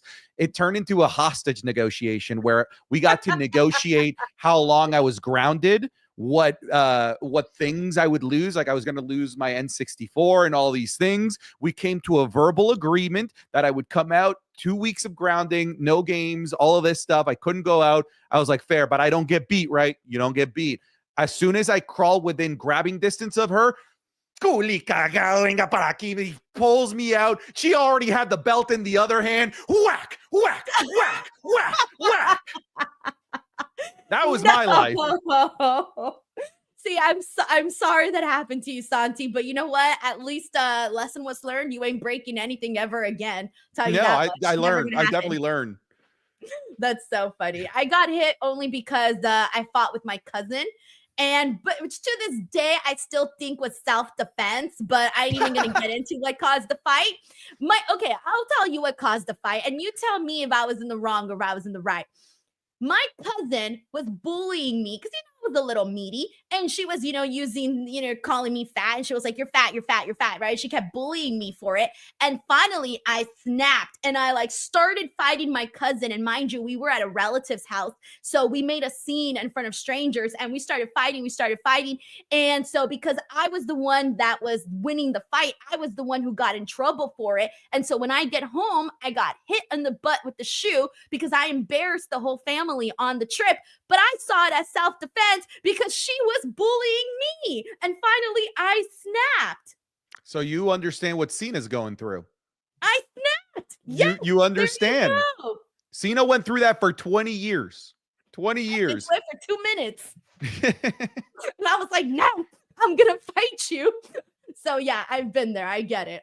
So yeah, that's the funny family embarrassing story. But the heel Mark, thank you so much for the super chat. We got Sucho here who says, reject Cena Nation, Santi, join the Randy Orton Club. It ain't like that. No, I'm still here. I'm now the stalker girlfriend that even though I got broken up with, I'm still, you know, I still have access to his Apple ID. I'm still going into his phone remotely and checking DMs. You're telling your friends this is why he still loves me. Look at this proof. He wouldn't be rejecting me if he didn't love me. He's pushing me away because he loves me. That's you right now, Santi. Yes. All right, we got Bailey Darley here who says, Santi, you should support Dom. Now Cena turned heel. Why not both? All right, we got Sandy Klein here who says, heel Cena is epic crowd. Greetings from Germany. Hell yeah, man. Thank you so much. We got Free Ola 33 who says, is Jey Uso the new Flock Dollar? He wrestles like him. No. He did have that unfortunate moment today. It was kind of a little bit scary in his match against Jey Uso, which was very, very quick, by the way. Love that they did that because I think Jey Uso kind of needed a quick win. But afterwards, there was a little bit of a scary moment when he went to the outside, tried to take out A-Town down under, but it just didn't. It unfortunately didn't go too well, but he bounced right back up and was able to get attacked by Gunther. So all went well here. But did you have a moment, Santi, where you were like, I hope he's okay? Oh, he looked fine. My reaction was like, oh, great. Because he needed more fuel for the internet wrestling community to hate on the fact that he's in this. They're going to be replaying this, I promise you, left, right, and center on Twitter as more Jey Uso hate ammunition. Yeah, I was more so scared. I was just like, I hope everything's okay. But yeah, he looked fine. He bounced right back up. Anthony Giuliano says, hey, Denise, how can I watch SmackDown where I can get the VPN to watch SmackDown this Friday? So you just look up, you get just Google, find out what VPN works the best for you, which one you're mostly interested in. Google that, and then you just go on Netflix, you change your location, and you are more than able to watch SmackDown just like that. So so just Google what VPN you think would be best for you.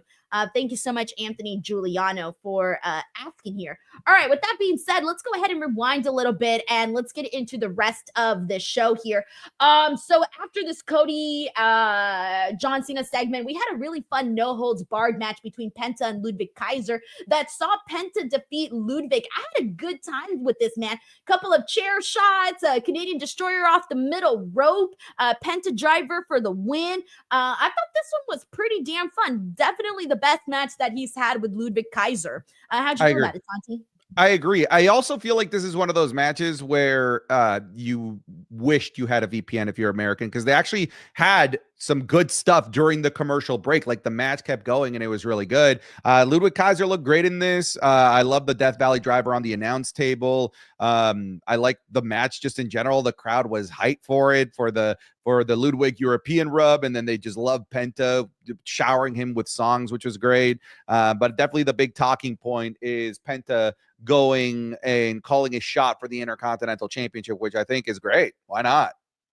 Dude, I got so excited when he said he was coming for the Intercontinental Championship because I had this moment of like, ooh, yay, Intercontinental Championship gold. But then I was like, wait, the champion's Braun Breaker. Braun Breaker versus Penta will be epic. And of course, I might as well get into that. So let me fast forward to the ending of the show because we did see Braun Breaker successfully defend his Intercontinental Championship against Finn Balor.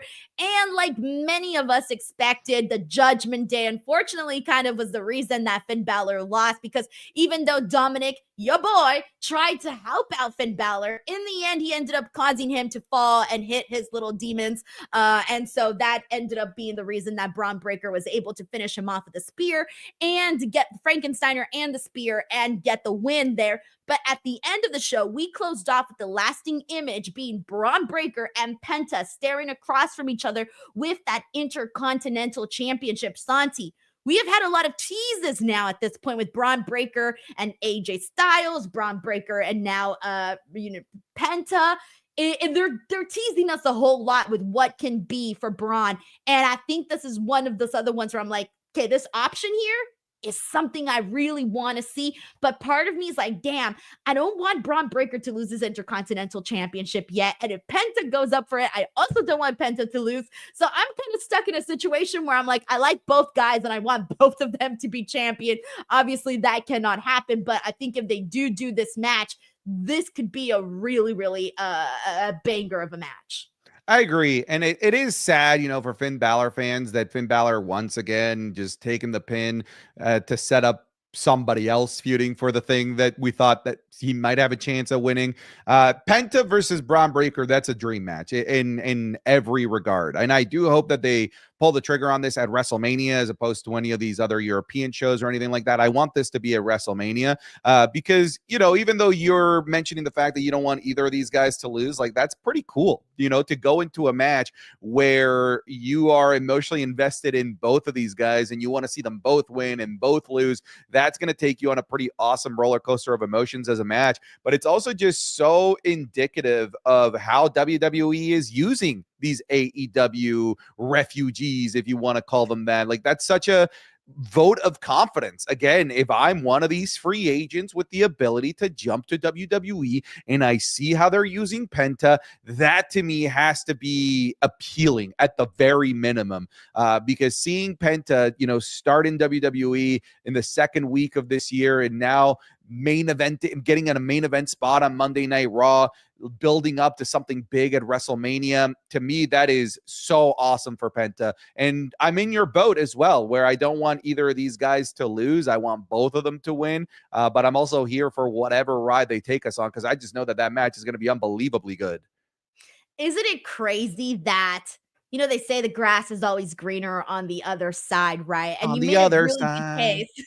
You made a really good case for how they're treating, how they treated Penta, how they treated Jade Cargill, Cody Rhodes, all of these people that came from AEW to WWE and are getting the red carpet treatment, right? And then I started thinking, dang, look at Ricochet. He's an example of it in reverse, where it's like, okay, you weren't being used in WWE. Now you're in AEW, and look at the way that you're being used now. So it's kind of funny. I think that you're sort of seeing some people be used better in some promotions than others. And you can't say that for everybody, because look at Andrade. He is literally stuck in the exact same boat that he was before. But I guess it depends on who they prefer, don't prefer, or whatever. But yeah, it's pretty funny to be able to see that. All right, let's go ahead and get into also. All right, we got a super chat here, and this is from Sandy Klein, who says, is it just me that wants to face Austin Theory? I just want them to break up. I'm sorry, but given I'm done with this. Right, Santi, I'm over it. I'm just like, at this point, you're trolling us that you haven't broken up A-Town Down Under. Yeah, that's really what I think. Honestly, like they had a little bit of a fire in like lightning in a bottle in the fall, when this was at the height of its speculation when it could have happened. But it almost feels like the Otis push that they missed out on, and then they tried later on in the year and we're like, brother, you're 7 months too late for this. What are we doing? And this is kind of like where it feels like we're at with the A-Town Down Under breakup or heel turn, whatever it might be. I still want to see it, but it's just not going to hit as hard when it happens compared to had they done it in the fall. No, yeah, they're trolling us at this point. They should have done it already. And I thought they were, especially after that Oba Femi NXT match that they had, but I guess they didn't. We got Anthony Giuliano here, who says, my opinion on the Cena segment was not the promo I was looking for. He didn't say why he joined The Rock or have actually why he turned. I wanted more. Well, I think why he turned was essentially him basically telling us that the fans treated him like shit, right? That he was in some sort of like abusive relationship with the fans, right? Love-hate relationship. So I think that part was answered, but why he joined The Rock, that part still wasn't answered. I think we could definitely dive into that a lot more. And hopefully they do that. Hopefully Cody Rhodes questions him on this next week. And like Santi mentioned earlier, I do want to see that back and forth with Cody and John. Not just one guy having their own monologue, but both guys going back and forth.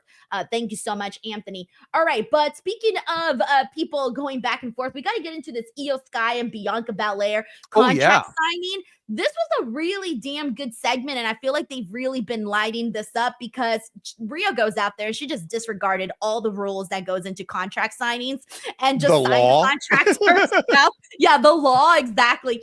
This basically led to her trying to get in on this match to the point where after the contract segment, we had Bianca Belair attack Rhea Ripley backstage. Rhea Ripley's begging Adam Pearce to get her into this match. And Adam Pearce is like, no, I'm not going to do it. I'm not going to do it.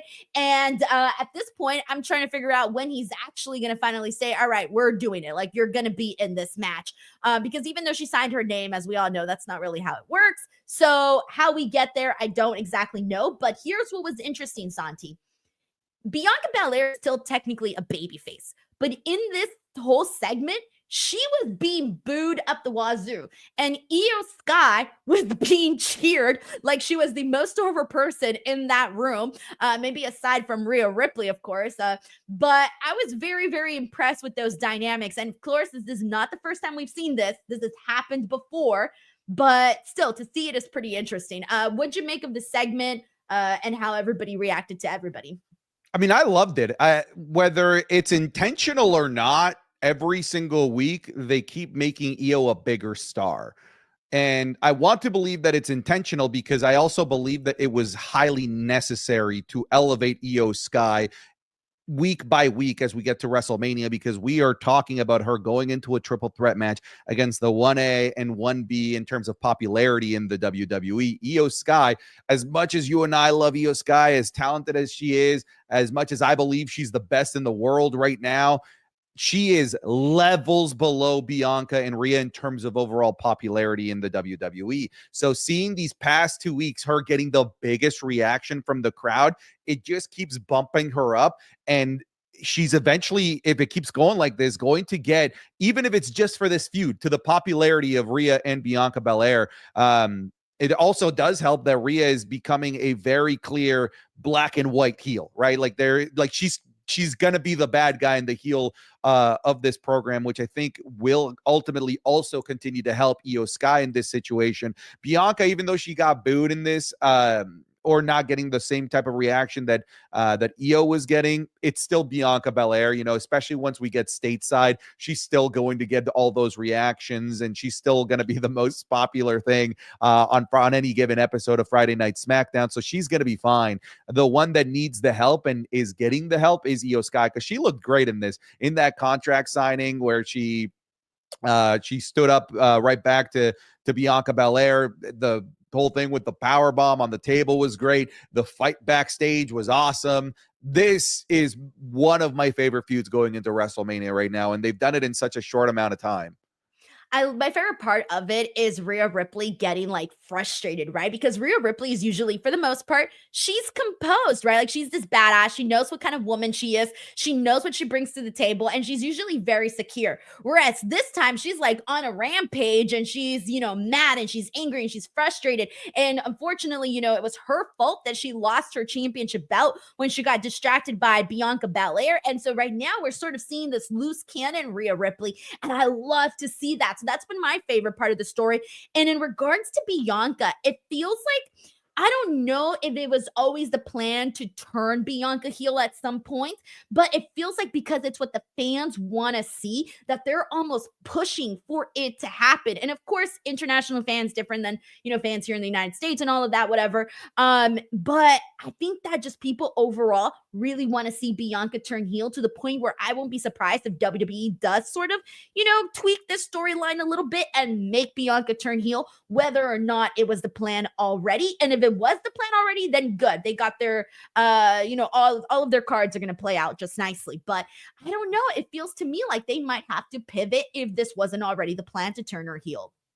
We'll see. I don't know that there's room for both Rhea and Bianca to be heel in this program, especially this close to WrestleMania. If you really like the idea of Bianca being a heel in this program, I think it could be beyond WrestleMania in a program with Jade and Naomi, because she still has that going on as well. But I think for WrestleMania, I think it's going to be pretty basic for Bianca. I think she's going to be one of the baby faces in this. All right, moving on, we got Dakota Kai defeating Ivy Nile. Not really too much to say about that. They kept it very, very brief. Dakota Kai got a win, so we'll kind of just fast forward through that. Jey Uso defeated Austin Theory. That was another one. Did we already talk about this? Yeah, we already talked about it. Oh, Yeah. No wonder. I was like, I felt like I already said what I needed to say about that. I'm looking at it, I'm like, wait a minute, what? You'll see. We because we aren't really going to talk so much about that Seth Rollins promo because it was nothing. We basically already got through the show. We literally already got through the show. I was looking at that right now and I'm like, wait a minute, we already went through it all because I'm like, oh shit. Well, think about it. Like the show, that Seth Rollins segment being a whole nothing burger. Yeah. One, it was 10 minutes. And two, the show ended 7 minutes earlier than it normally does. So like to me, this show felt like after the John Cena stuff, they're like, all right, let's wrap it up. Let's go home. Yeah, let's do a great Penta and Ludwig match. But everything else just sort of felt like for the rest of the episode. There was nothing else that really stood out. I really feel like WWE was intentionally making this episode the I just want you to walk away remembering what John Cena said episode. You're right, because I also feel like that's what they did for the MSG Raw show, but the opposite of it, where it was the end of the show that really mattered. And then this week, it was really the top of the show that really mattered. But there you have it. Next week, Raw will be in Glasgow, and it's still going to be starting early, except that it will be an hour later than it has started the last 2 weeks. So it'll be 4 p.m. Eastern time, 1 p.m. Pacific Standard Time. We're going to be seeing Lyra Valkyria versus Raquel Rodriguez for the Intercontinental Championship. CM Punk will be making an appearance. Jey Uso versus a partner, we still don't know who, versus Grayson Waller and Austin Theory. And then Cody Rhodes and John Cena will be under the same roof once again. With that being said, ladies and gents, that was our Monday Night Raw post show here with Santi and myself. Santi, before we wrap things up, please tell the people where they can support you and find your work. You can find me at anything related to Sant Zap, whether it's on Twitch, YouTube, Twitter, Instagram. Just Google and pick your poison on whichever social media platform you'd like to follow me. All right. Same for me. YouTube.com/Denise Salcedo. That's where I post all of my content, social media @ Denise Salcedo. Go check me out there. Thank you guys so much for watching. And we will catch you back here once again each and every single Monday to chat some WWE